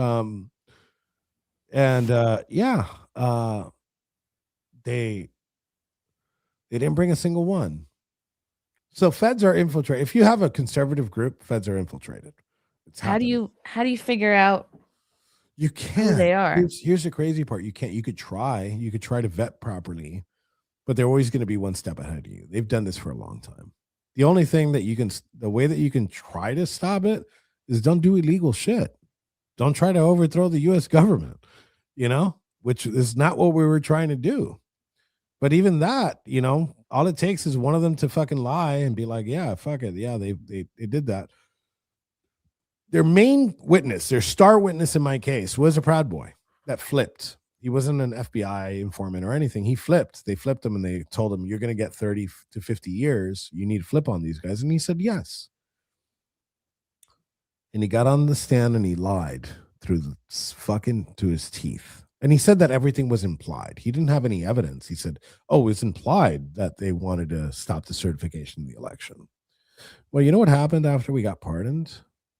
I reached out to him without nobody knowing. I reached out to him and I asked him his side of the story.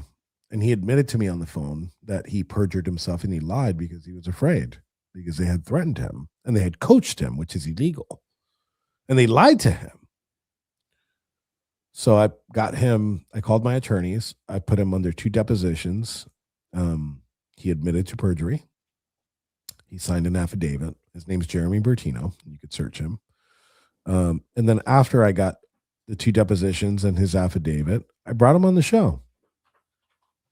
And I asked him these questions.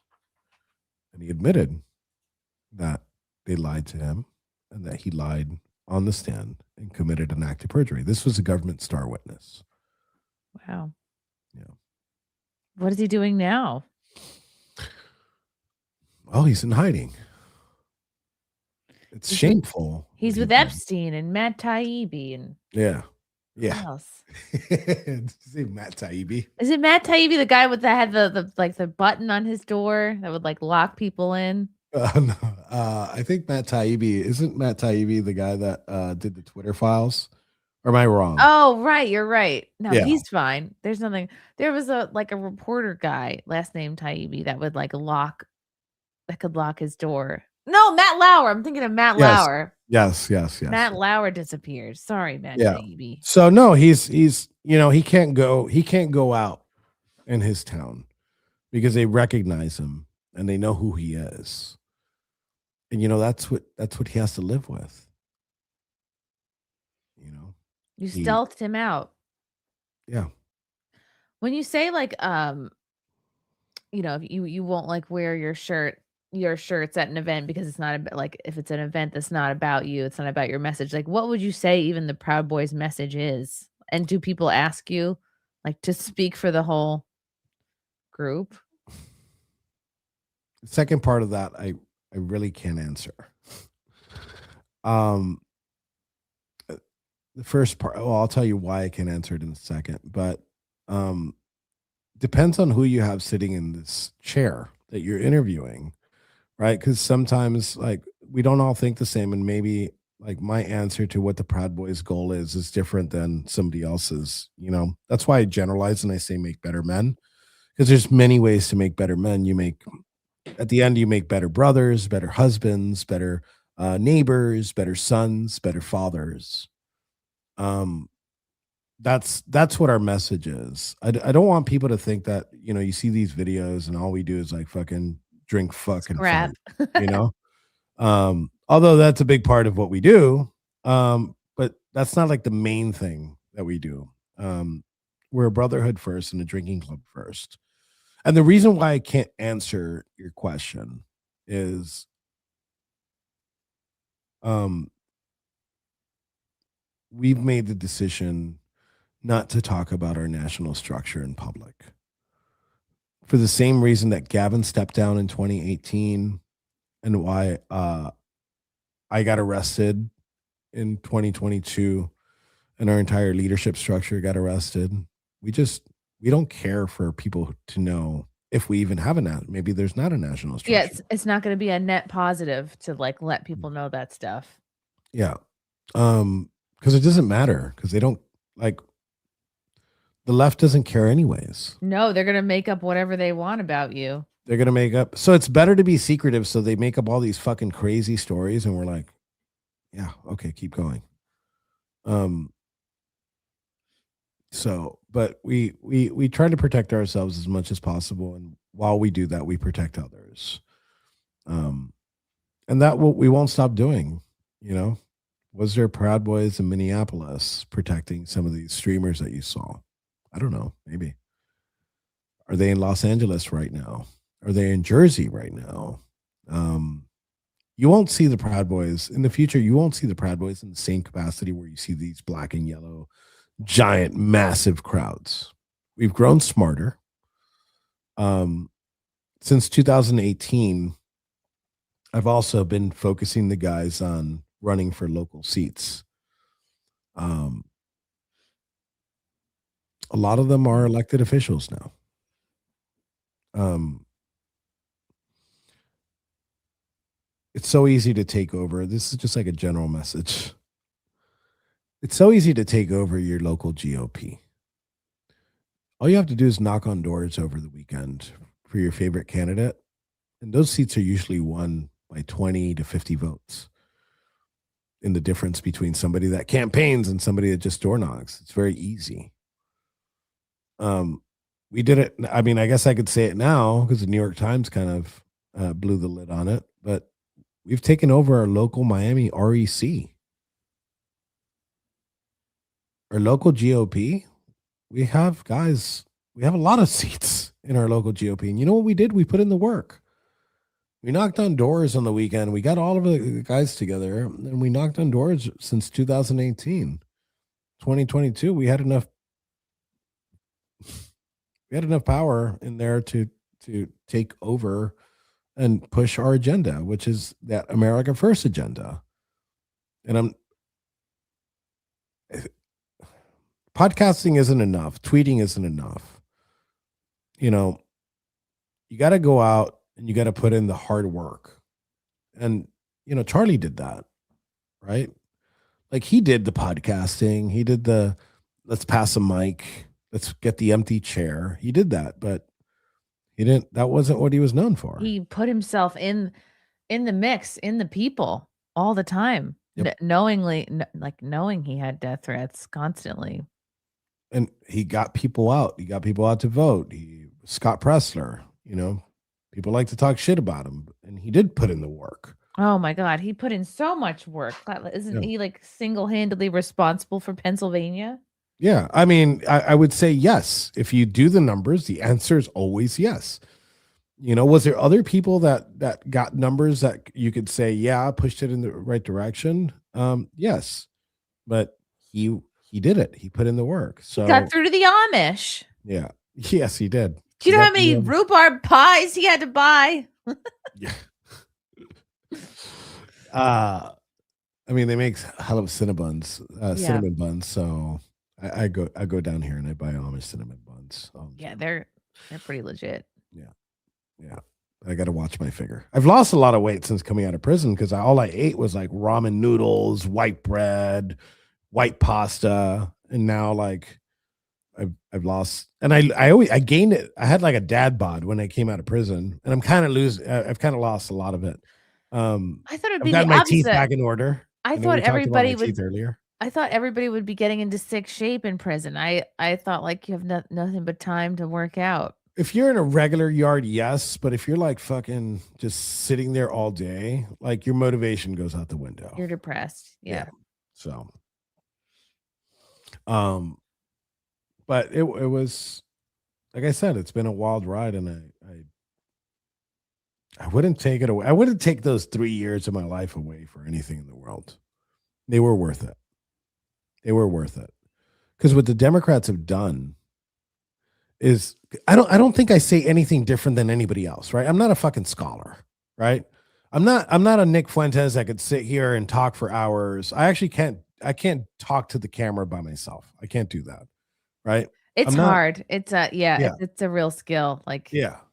Anthony And Cumia is so great at it, and like I don't know. I need a person to talk to. yeah. So I don't say anything different than anybody else.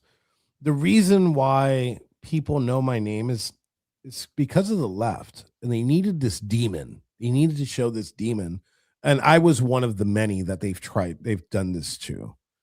And they made the story of January 6th so crazy and so unbelievable because there's a lot of people, including myself, that didn't like the scenes that I saw on January 6th. I didn't like them. I said that on January 6th in the evening. I didn't disavow it. I refused to disavow it. I'm like, I just don't like it. I would have done things differently.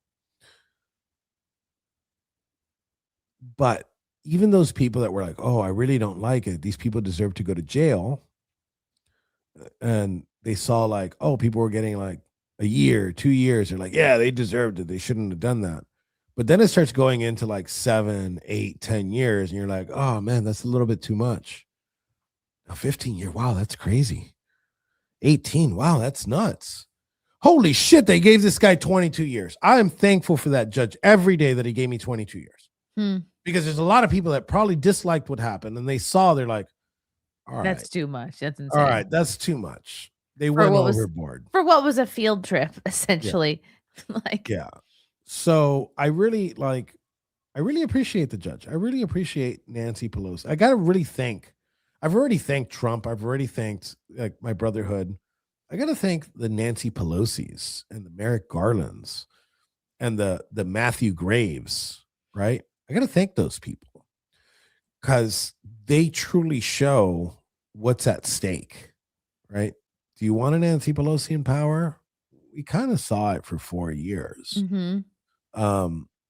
Is that what you want to see in 2029? If we don't vote for JD Vance, because he's going to be let's stop playing this game. Who else is it going to be? It's not going to be anybody else. It's going to be JD Vance. He's already got so many memes. Yeah, he can't start over with a new person. Yeah, the fat meme. The fat meme. I don't know what it's. There's probably a name to it. I don't really know. Understand it. Me neither. I don't know where it came from either. But get behind JD Vance right now. And a lot of those people are like, "Oh, you shouldn't go after Pam Bondi." they're shitting on JD Vance too now. So I'm like, wait a second, dude. Hold up. This is going to be the guy. It might be Marco Rubio as vice president, which I think would bring a good balance. I used to love Marco Rubio. Then I was kind of like, And now I really like him. I think he's done an amazing job in his multiple roles. That's another meme I love, the Rubio on the couch thing. And they just like change his outfit for his new job. That one. Oh my God, you got to see it. It's so great. Every time there's like a new spot, like they put him in like like they put him in like that fucking regal dress uniform because he's supposed to be taking over Venezuela. Hold and on. Then this? I think you put like Rubio couch meme. Yeah, there you go. Marco Rubio has to solve the Nancy Guthrie case. Yes. So he's like taking every job they give him. So they just keep changing his outfit. Right? It's so good. It's so good. But and another thing, I'm kind of selfish. I kind of want to see a fucking Cuban at the White House, even as VP. Us Cubans, look, we're one of the biggest. We're the biggest. If we're talking about like per capita, like we're the biggest right-wing voting bloc in the United States. We outpace white males. It's going to be the Cubans versus the Somalians. Yeah. And I didn't realize how many we know who's Marco Rubio memes there were. Like, it's this. Just well, I don't know if you put couch, but like everyone is like dealing with like a different. Marco Rubio finding out he'd to perform instead of Bad Bunny at the halftime show. Marco Rubio getting ready to replace all of the U.S. Olympic athletes who are complaining and whining about living in the U.S. Oh, that's funny. Oh, it doesn't stop. Bobsledder. Oh, that's so funny. Yeah, it's great. You could look at these all. I'm gonna stop before it's porn because that's always what happens with Twitter. You're like scroll.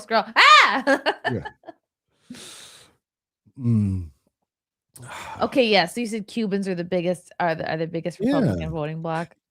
I'll give you this. So I said that it's the most polarized. It was the most polarizing issue in 2016 was immigration, and Obama took during the elections. Obama took a very pro open borders, pro immigration stance, which is crazy because he deported a shit ton of people.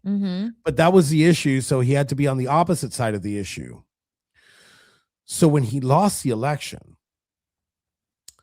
tell me why on January 17th, and you can look this up. On January 17th, one of the last executive orders by Obama was to remove the wet foot, dry foot policy for Cubans. If some people don't know what that means. Isn't that a slur calling you a wet foot? No, oh, no, that's wetback. Yeah, that's wetback. Wet foot, dry foot is when a Cuban hits U.S. soil, they automatically gain residency, right? It's the only country in the world that had that policy. I agree with him with removing the wet foot, dry foot policy because it's not fair. But why did he do that amidst such a polarizing election issue, such as immigration? Because all the Democrats were pro, pretty much. Some of them were open borders, some of them were pro immigration. At the end of the day, they didn't want to deport shit because they knew that they were importing voters. So why did Obama do that 3 days before he left office? I'll tell you why. Because Florida is a swing state at the time, was a swing state. And Hillary Clinton was hoping to win Florida. Right. And it was down to the wire with Florida. So if you import people that leave a communist country, they typically don't vote left wing. Right. Miami is the only red major metropolitan area in the United States. Wow. Name one. You won't find it. Los Angeles, Houston, no. Dallas, no. Austin, no. Atlanta, no. New York, no. DC, no. Chicago, Detroit. I could keep going. Seattle, Portland, Miami. And what makes Miami different? Cubans. It's the Cubans. So he stopped the Cubans. He stopped the Cubans from coming into a swing state because that's where Cubans go. It's 90 miles away. It's convenient. You You get on a Chevrolet with a bunch of oil, some tanks, some 55-gallon drums, and you drive fucking Abuelita. You drive TT all over to Florida, and then you become voters because you're already a resident. You're just one step away from your citizenship. And what do? You vote Republican down the ticket. You don't care who. You don't care if they disagree with you. You don't care if it's an undercover Democrat. We just vote for them. Doesn't matter. I didn't know it was so easy. It was. And again, I agree with Obama that policy was unfair, and I think it should be removed. I'm going to deport them all. I'm a deport them all kind of guy. I always get this question from like Spanish TV. They're like, how do you feel about Trump deporting Cubans? He just deported the first set of Cubans in like decades. I was like, yeah, good. You're not supposed to be here. You're not supposed to be here. Are you trying to like, if it becomes a personal issue, you think I'm going to change? Because that actually makes it worse when somebody answers, yeah, and changes your mind, right? Like, stick by it. Yeah, it sucks. I'd love to see my people here, but it's wrong. Go back. Fucking 1776 over there. You don't got guns? Cool. I think a bunch of grannies proves that you don't need guns to storm a capital. Do it in Cuba. Yeah, true. So, and they did have their January 6th, and it's actually called J6 because it was July 6th. Oh, and wow. They stormed their capital and they got arrested. And I just spoke at an event with some of those political prisoners that Trump bullied into them releasing. Oh, wow. Have you ever spoken to Trump? Yes. Just to thank him? Did you call Just him? recently. No, well, just recently I was in Mar-a-Lago for dinner and he happened to be there. Wow. So, yeah. Were you nervous to meet him? You know what's crazy? He hit on my mom. No, I'm kidding. Well, he kind of did. He flirted. So, what did he say? So we saw him, and it was me and my mom were at Mar-a-Lago. And I go to shake his hand, and I tell you, hey, thank you. Did he know who you were? Yeah, he did. He knew by name. And then he turns to my mom. He's like, oh, I've seen you before. You've been on Greg Kelly. He's like, Zuni, right? And he gives her name out. And wow. He's like, oh, you're your mom, right? Yeah, she looks like your sister. I'm like, this dude's hitting on my mom. But no. And what's crazy about this is he knew everybody's name. He knew Joe Biggs's name. He knew Zach's Real's name. He knew Dominic Pizzola, which are the people that my brothers that were arrested with me. He knew the whole story. Which amazed me. I'm like, okay, maybe he knows a little bit. No, he knew the whole thing. We spoke for 10 minutes at length about it. Wow. But yeah, he was very aware of what's going on. And I know he's very aware now. But he's a president. Here's why I cut him some slack sometimes too, is because put yourself in the shoes of the leader of the free world for a second. You wake up at 4:00 in the morning and everything's an emergency. Oh man. And you don't sleep and you eat McDonald's and you don't eat, you Diet Coke your way through life.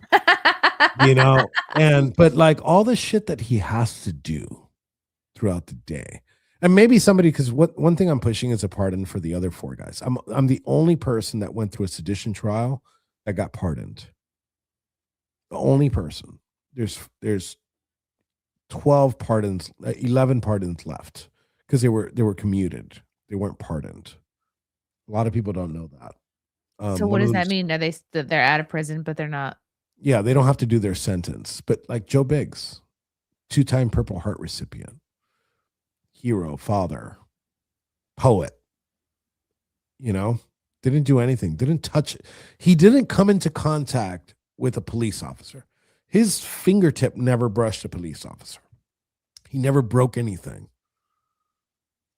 And he got 17 years and he's not pardoned. So that's not something I'm advocating for, but I'm using that as an example. Like, all right, You got all this shit to do, and some person comes up, hey, remember you got a part in Joe Biggs. Hmm. You're like, all right, I'll get to it. You know, there's a president is probably the hardest, loneliest, most understood job in the world. You're surrounded by people, but you're alone at the same time. Hmm. You're surrounded by family, but you're alone at the same time.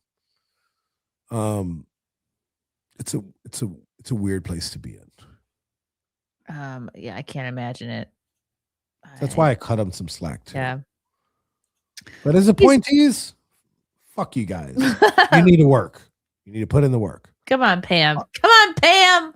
Yeah. Right now, so just thank you for the $49.99. Enrique is on point. Anyone here seen photos of Cuba from the 50s? It's amazing. No. Metropolis. What was it like? You It weren't was there. You weren't alive. I wasn't alive. I've been to Cuba multiple times. Oh, it was so I used to go 3 times a cute. year when I was a kid. But architecture was beautiful. But it was also beautiful because the Americans were helping. It was a capitalist country. It was ran by pretty much the United States. Because what ended up happening, a little bit of history here, this Spain was a colony of Spain. And then which then there was an uprising. And then the Cuban people took over after they threw out the Spanish government. And then they couldn't govern themselves, so the Americans came in and made it prosper, right? And then Castro came in and tricked everybody into thinking, including my family, into thinking like they needed to change. And look, Batista, the president of Cuba that came before Castro, wasn't like the best person in the world, but he wasn't a stinking communist. Thank you, Brian. Oh, this is interesting comment. Do you think all the guys from J6 would be speaking about the 4 left in there? And to their benefit, to their well, they are for the most part. You know, some people's voices are louder, but we all care about them. You know, and it's not just 4. It's also the Oath Keepers, Stuart Rhodes, and a couple of others. That's what I was going to ask you about. What do you think about the Oath Keepers? Do you think that's a funny story? So, me and Stuart Rhodes, because of one of our events in Portland in 2019, hated each other. My last words to Rhodes before January 6th was I called him an FGT. He kind of left. You know what? I'm not going to badmouth him. He did something fucked up.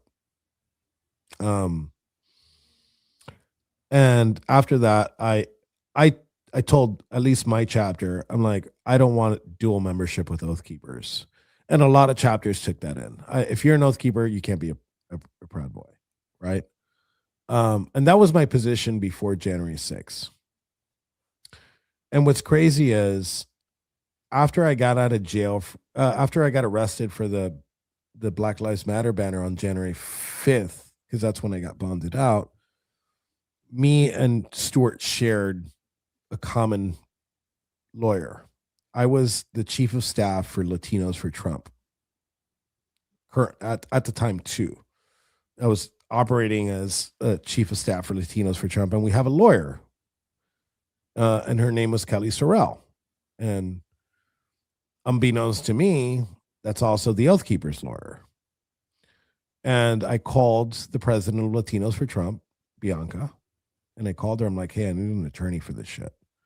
And she's like, hey, come meet me here. And we met at a parking garage. And Kelly Sorrell was there because I was supposed to meet with her. And she needed security. So Stuart Rhodes was there. So the first time I meet Stuart Rhodes was on January 5th. And it's all on video. I shake his hand and I tell him, hey, nice to meet you. You know, it was cordial. But then we got arrested for January 6th. And they used that garage scene as like some type of planning between me and the Oath Keepers. Oh, okay. And we've never said a word to each other besides me calling them those names and then me saying, nice to meet you. We never talked again. And now we are really good friends. We are really good friends because we went through this crazy thing together. You know, and he's a really good person. And now we kind of understand each other from that issue back then. And I have nothing against Oath Keepers. I have nothing against militias. Like they use militia as like a bad word, and they're not a militia actually. But I have nothing against militias. They're part of our constitution. They're part of our country's history. So cool. Do you think they have a lot of feds They have did. infiltrated, or is it like both groups had a lot? Yeah. When you have a group our size, like you got to expect it. And the same thing happened with them. All those feds were like, yeah, they didn't plan. They might be fucking crazy. They had a whole bunch of guns on the other side of Virginia. But that's what they do, right? Like that's what all these groups do. Like they train for everything. It's kind of LARPy. I It would is enjoy it LARPy. myself, but like they go to like a flag wave in the corner, and there's like some fucking dude a couple blocks away, like armed to the teeth, just in case something happens. Like that's like their thing. That's a thing to enjoy doing, and it's legal. Um, Again, not my cup of tea, but like guns are legal in Virginia, and they Right. never brought them. So they're like, oh well, they had them over there just in case shit hit the fan. Well, shit did hit the fan, and they never transported them over. So Yeah. that should tell you something. Interesting. Oh, Viking. Thank you, Viking, for the 4.99. Elijah Shaver went to the Capitol, took a picture of Pelosi's open laptop email and posted it online and didn't get into any trouble. Well, I believe, and he has explained this, that he had press credentials from the Blaze, which he was working there at the time. So, look, um, then there was a lot of journalists that got arrested through January 6th. Like one of the InfoWars reporters, Sam, got arrested. Owen Schroyer got arrested. There was a lot of journalists that got arrested. So a lot of people ask this question, and I'll make, besides Elijah, but let me make a one that I keep hearing, and it's Nick Fuentes. Well, Nick Fuentes was on the property and he was instructing people to storm the Capitol, and he was never arrested. And well, how are you given 22 years? They're like trying to pit me against Nick. And look, I don't know Nick. I don't know Nick besides the little clips that I see. I don't know him. I think we've crossed paths in person like once or twice. But I will defend him on this. And I'm guessing at the same time I'm defending Elijah here. There was a lot of people that were going to get picked up if Kamala Harris would have stolen the election. They had a list. Merrick Garland was saying that there was at least 4,000 more that they can move forward with an indictment. And they would have saved like people like Nick Fuentes and Elijah Schaffer for the end. So do I believe that they didn't get arrested because like there's some type of plant? The answer is no. To my belief, it's no. To my belief, they were waiting for like high profile arrests like Elijah or Nick to use later to be like, oh look, more Trump supporters to be arrested. I don't know if Nick's a Trump supporter. Sense he has different messaging on that sometimes, but regardless of the fact, it's they were coming for all of us. They were going to come for Roger Stone. I know that for a fact. Wow. So yeah, that's where what Roger would have had to dust off his Roger Stone did nothing wrong shirt again. Guess who created that shirt? You? Me. I made that Wow. shirt. You know what's crazy about that shirt? The original shirt was Pinochet did nothing wrong, and it had like a helicopter with communists getting thrown out of it in the back. And Roger calls me one day. He's like, "I need a Roger Stone did nothing wrong shirt." So I made it, and I made it in the month of December. And like I put it on his website. I put it on my website, and we didn't really sell shirts. Nobody wanted at the time. Nobody wanted a Roger Stone did nothing wrong shirt. And then less than a month later, he gets arrested. And what Roger does, and I love the old man to death. What Roger does is he sees the FBI's in front of his house. So he runs upstairs, puts on the Roger Stone did nothing wrong shirt, and gets perp walked in the shirt. So after that, yes, we sold a shit ton. Yeah, I was like, he either was changed and put it on, or that's the best coincidence. Yeah. But yeah, that's what happened with the Roger Stone did nothing wrong shirt. But I will tell you, they were coming for everybody. They came for Trump. You think they won't come for Nick Fuentes? They just waited right before the election. but they were going to come for everybody. And I believe that Nick Fuentes would have been next. I think Roger Stone would have been next. And I believe Elijah is in that mix. Wow. It's so scary. It really was. Like, I'm lucky I just got a phone call.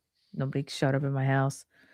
Uh, Viking 199, join the Patreon front, they're the best. What? I don't know. I think Yeah. it's kinda I it's mean, you should like just, I mean, look, take the shortcut. Go to FBI.gov/tab. Yeah, yeah, Viking, come Yeah. on. Yeah. I expect more from you. Oh Uh, my and I see somebody say at the time Nick was a Trump supporter. Yeah. So I think I remember seeing him there. yeah, no, he was, and he was actually he was fighting. Actually, you know what? He reminded me. Yes, I was.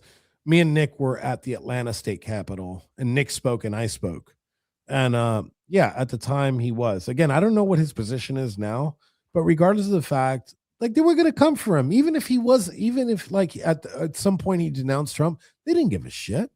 They would have arrested him. So to say that Nick is like some type of fed because he wasn't arrested, it's just Mm, timing. Look, they didn't arrest my friend Bobby that went into the Capitol, right? They didn't arrest him until after the election. wow. Like right after the 2024 election, they came and they got him. They're like, oh, well, we got to get as many as possible. So, yeah, So scary. Wow. It's just, did this whole experience bring you closer to God? it did. It did. And look, I've had my faith for a very long time. Did it bring me closer? Absolutely. I was raised a Catholic. Um, and then I got married. Well, I started dating somebody and they were going to a Protestant Baptist church. And then I kind of enjoyed the message there more. Um, so I started going to a, a Christian church, a Protestant church. I hate saying the Christian thing because Catholics are Christians too, but I think everybody understands what I'm saying. Mhm. My family's still Catholic. Um, and one of my co-hosts is Bobby. I give him like playfully, I give him shit for being a Catholic all the time. Um, but uh, it did get me closer, because like I could only most of the time when I could read, it was the Bible, you know, and I actually got over one of my fears of the Bible, which was Revelation. I guess like when I was a kid, I read Revelation and it scared me, and I Why? never so and I would open and I would never go back to Revelation. And it wasn't until this prison experience that I went in and I actually enjoyed it. And I truly understood it because the last time I read it, I was probably under 10. No, probably in that range, 10ish range. What scared you about it? Um, because it was talking about the end of times. When we're kids, like there's two stages in your life where mortality hits you. And I think it hits you when you're really young. And it also hits you when you get older, you know? Um, and it starts, uh, reality starts setting in at that time. So since I read it when I was a kid and I didn't want to read it as like my younger adult age, uh, I sat in prison and I'm like, let me just go through it. 'Cause, How did you get a Bible in prison? Uh, you ask for it through the chaplain, and then after weeks of being there, they'll give you one. And sometimes they bring books, sometimes they don't. So sometimes all you have is the Bible. Yeah, I imagine it would be nice for that reason, like, you could get a lot of reading done, like, I have stacks of books. That Yeah. that's Yeah. so what plus of prison is I could finally get all this reading done. I did read a lot. I will tell you that I did read a lot. For the time that I did have books, I did like swallow books left and right. Like I have two full shelves in my library that are books that I sent back from prison. Um, I'm a big reader. I don't read as much now. I do still read, but I don't read as much. Obviously, I have less time, but I should start reading a little bit more. And one of the dreams that I had when I was in prison was Like I kind of just want to go. I hike a lot. I've done the Appalachian, not the entire thing, but I've done a considerable portion of the What about Appalachian. the Oregon Trail? I haven't gone out there because I hate Oregon. You gotta watch out for dysentery. Yeah. Yeah, I do. I played a shit ton of that when I was a kid. I've done the Grand Canyon, but one of the dreams I had in there, I'm like, you know what I want to do? I just want to pack. I want to just put a bag together, put a couple books in there, and like go hiking and just like sit in a spot and just like smash an entire book. You know, up That'd there. be cool. Yeah. So I'll probably do that. That sounds good. Viking for 199. Chrissy was the high profile arrest Kamala wanted. Oh God. Yes. Yeah, I agree with that too. I Ay, agree with ay, that too. ay. You were next. I had nightmares like I was gonna be arrested while pregnant or something. And I'm like, I didn't go in. I just was there doing interviews, but still, it's like they arrested fucking anybody for everything. So You put your foot on the grass on Capitol grounds and you were going to be arrested if Kamala Harris won. yikes. Great.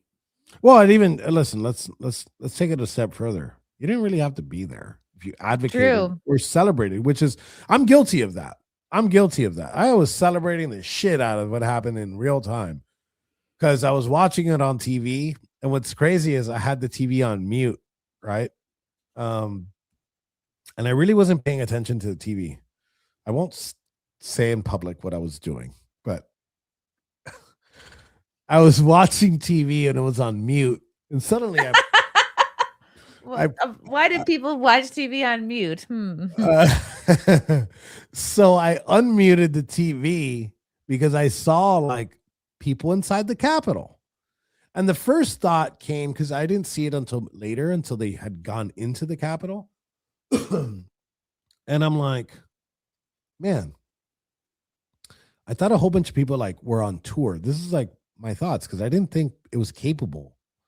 You'd think, you know why I wouldn't plan to storm the Capitol?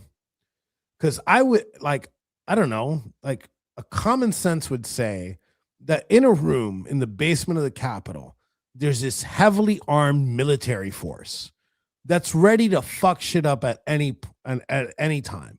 And anybody that comes close to the Capitol with that intention, they're gonna unlock that door and they're gonna spin the little red light, and those dudes are gonna come out and just like fucking mow people down. That's what, for one, that's probably why I wouldn't have stormed the Capitol. But two, um, while I'm watching this, I'm like, okay, maybe this is like a tour gone because I've done Capitol tours before. I'm like, maybe this is a tour gone bad, like a bunch Well, of shit posted. The Pussycat gang all went inside. Yeah. It's So that's okay what when I they do thought it. that happened. Mhm. You know, I turn on the TV and I'm like, wow, these crazy shit posters actually did it. They got on a Capitol tour and they just like went in there and like stopped the proceeding from happening. Then I keep watching the news and I'm like, oh shit, no, they broke in. And I'm like rooting for my team. This is like the Super Bowl, right? I'm like, yeah, keep going. Fuck yeah. Fuck them up, dudes. And like I posted a bunch of memes. Like I put it's amazing how quick people put stuff together. Like the Chansley meme, like the with the Oh, yeah. horns. They already had like the Lego set. I love that. While they were in the Capitol, they built a meme together. I posted the meme. Wow. I was super excited. And then at night, like reality hit. I'm like, oh shit, these people are gonna get in trouble. They're gonna do like 6 months in prison. You know, that sucks for them. Thank God I wasn't there. And I got on like all the news shows called me. I did Telemundo Live with George Ramos. I did CNN. I did all of them. And I said the same thing. And all of them tried to get me to do the same thing. They're like, oh, denounce what happened at the Capitol, condemn it. And I'm like, let's not condemn shit. I'm not a god. Two, I'm not going to denounce shit. I already know this game. I already know how this plays.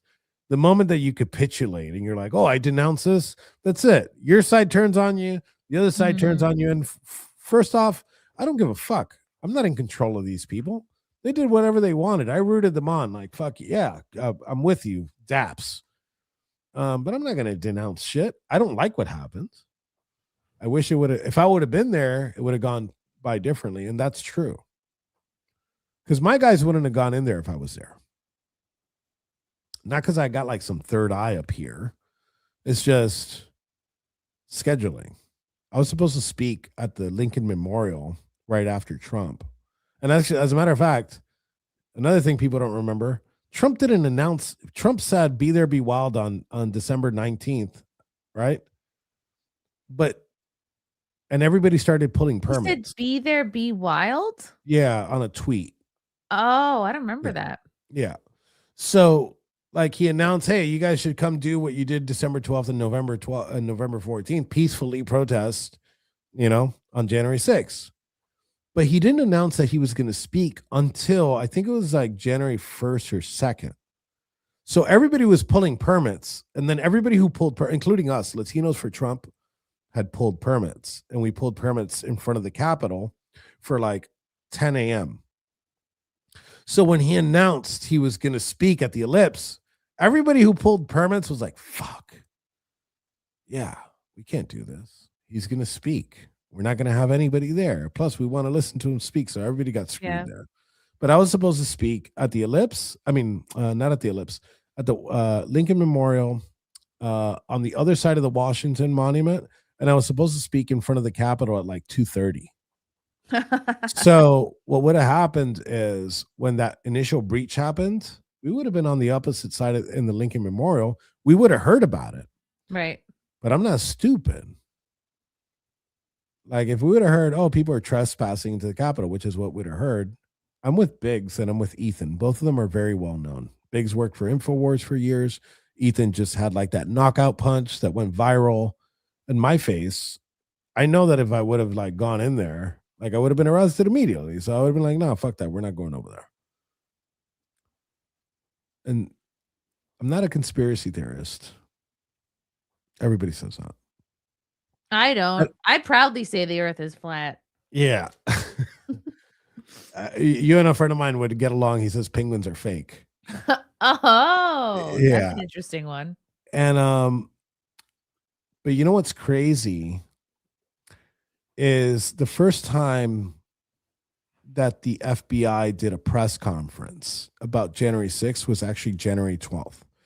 And I'd encourage your viewers to watch this. I'm not bullshitting you here. On January 12th, and you could search up FBI January 6th press conference, January 12th. So they do this giant monologue. And when they open up the floor to questions, the first question that pops up is the obvious one. What did you do to prevent what happened on January 6th? And their first answer was, we arrested Enrique Tarrio on January 4th. Number one, that's false. The Metropolitan Police arrested me. Would the FBI be involved in a misdemeanor arrest? I wouldn't doubt it. But the fact that they said that I was one of the people they arrested to prevent what happened on January 6th leads me to believe that they believe the opposite.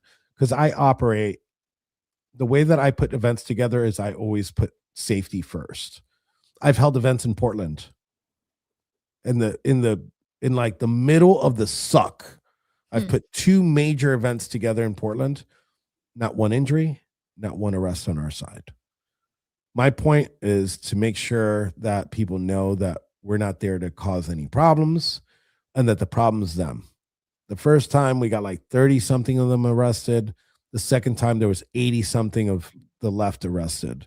And that's my point. I'm like, look at us. We got this giant stage. We got music playing. We got this giant, like 50-foot American flag as a backdrop. We got the smoke, the yellow smoke coming out everywhere. And we're having a good time. We got the barbecue going. We got beers on tap, a whole bunch of White Claws. At the time, the White Claws are still kind of gay, but regardless of the fact, while we're doing that, I'm showing the duality of the right wing and the left wing. The right wing's having this giant party in Portland, and the left wing is going absolutely insane, destroying their own businesses and burning down the city, and they're getting arrested. And that's what I wanted to expose. So I wouldn't have let my guys go in there. And I believe the FBI probably knew that.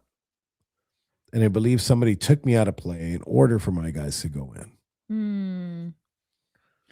That makes sense. Viking again. Enrique, have you ever met Thomas Rousseau? He's a good guy. So Thomas, do you know who Thomas is? No. So Thomas is the lead of Patriot Front. I don't know if he was the lead at the time where I had these issues with Patriot Front. He seems like a good dude. I'm not going to say he's not, but under his leadership, they did the Charlie Kirk thing. I'm not one to judge for like single instances. I haven't had good experiences with Patriot Front. And I don't they have a really good marketing team. I'll tell you that. Like those videos and shit that they put out, they're awesome. So big ups to whoever does like all their promo videos. He's probably a good dude. I'm not saying he's not. I don't like the marching shit. I don't either. I don't like the vibe. It's Yeah. they just seem squirrely the way they cover up so much of their face. Yeah. And So I don't so the face covering thing. So some of my most of my guys don't cover their faces, but some do. Right? Some have sensitive jobs. You know, we have a lot of former law enforcement, current law enforcement, they just don't want to get doxxed. You know, and some people are like, "Oh, well, they should show their face." No, it's the same reason like ICE doesn't show their face. Um, but it's part of their uniform, and maybe it's part of the appeal, I guess. The Mhm. anonymous. It's like we do this on the internet where we like use like a different name, like an AI profile picture, and we could say what we want. And you're kind of converting your like shit posting IRL. Yeah, Um, so true. I don't know, but I'm not gonna say that like I'm 100% against the masking thing. But if all of them are wearing masks, yeah. Some of my guys, like I said, some of my guys because they have sensitive jobs. Yeah, I guess that makes sense. They should just wear the full Squid Game outfit then. Yeah, they look cooler. Enrique, you're the best. Thank you so much for, my gosh, spending 2.5 hours talking to little old me. Where can people find you? What are you working on? So right here on my sub, like the name right here at Noble One, right on X. It's pretty much my only avenue. I have like a True Social account, but I don't think I've ever posted on there. Um, and then for my studio, it's at Warboys Studios on X also, and we have a whole network full of shows. We run about like 3 or 4 shows a day with 12 different hosts. Oh, yeah, you Some work with Kim Coulter. I work with Kim. Yes, yes, I Kim's love on my her. on our network. Um, we also have Barry Ramey, which is another J6er. I'm working on getting a couple of new shows. We got like a crypto show that's coming up and a cooking show that's coming up. So um, we just put content together all day, and we do the news brief in the morning where we uh, cover the day's events, and we pretty much lay back and make fun of everything. So we have a good time Good. with it.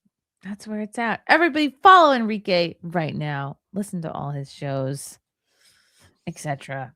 Um, thank you so much. My gosh, this was illuminating. Yeah, Chat, been good. I hope you all learned a little something about prison. I know I did. Yeah.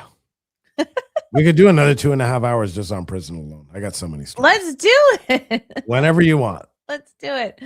Thank you to the chat for your comments, questions, super chats. Everyone, remember to like and subscribe, and we'll see everybody next time. Bye. Thank you, Chrissy.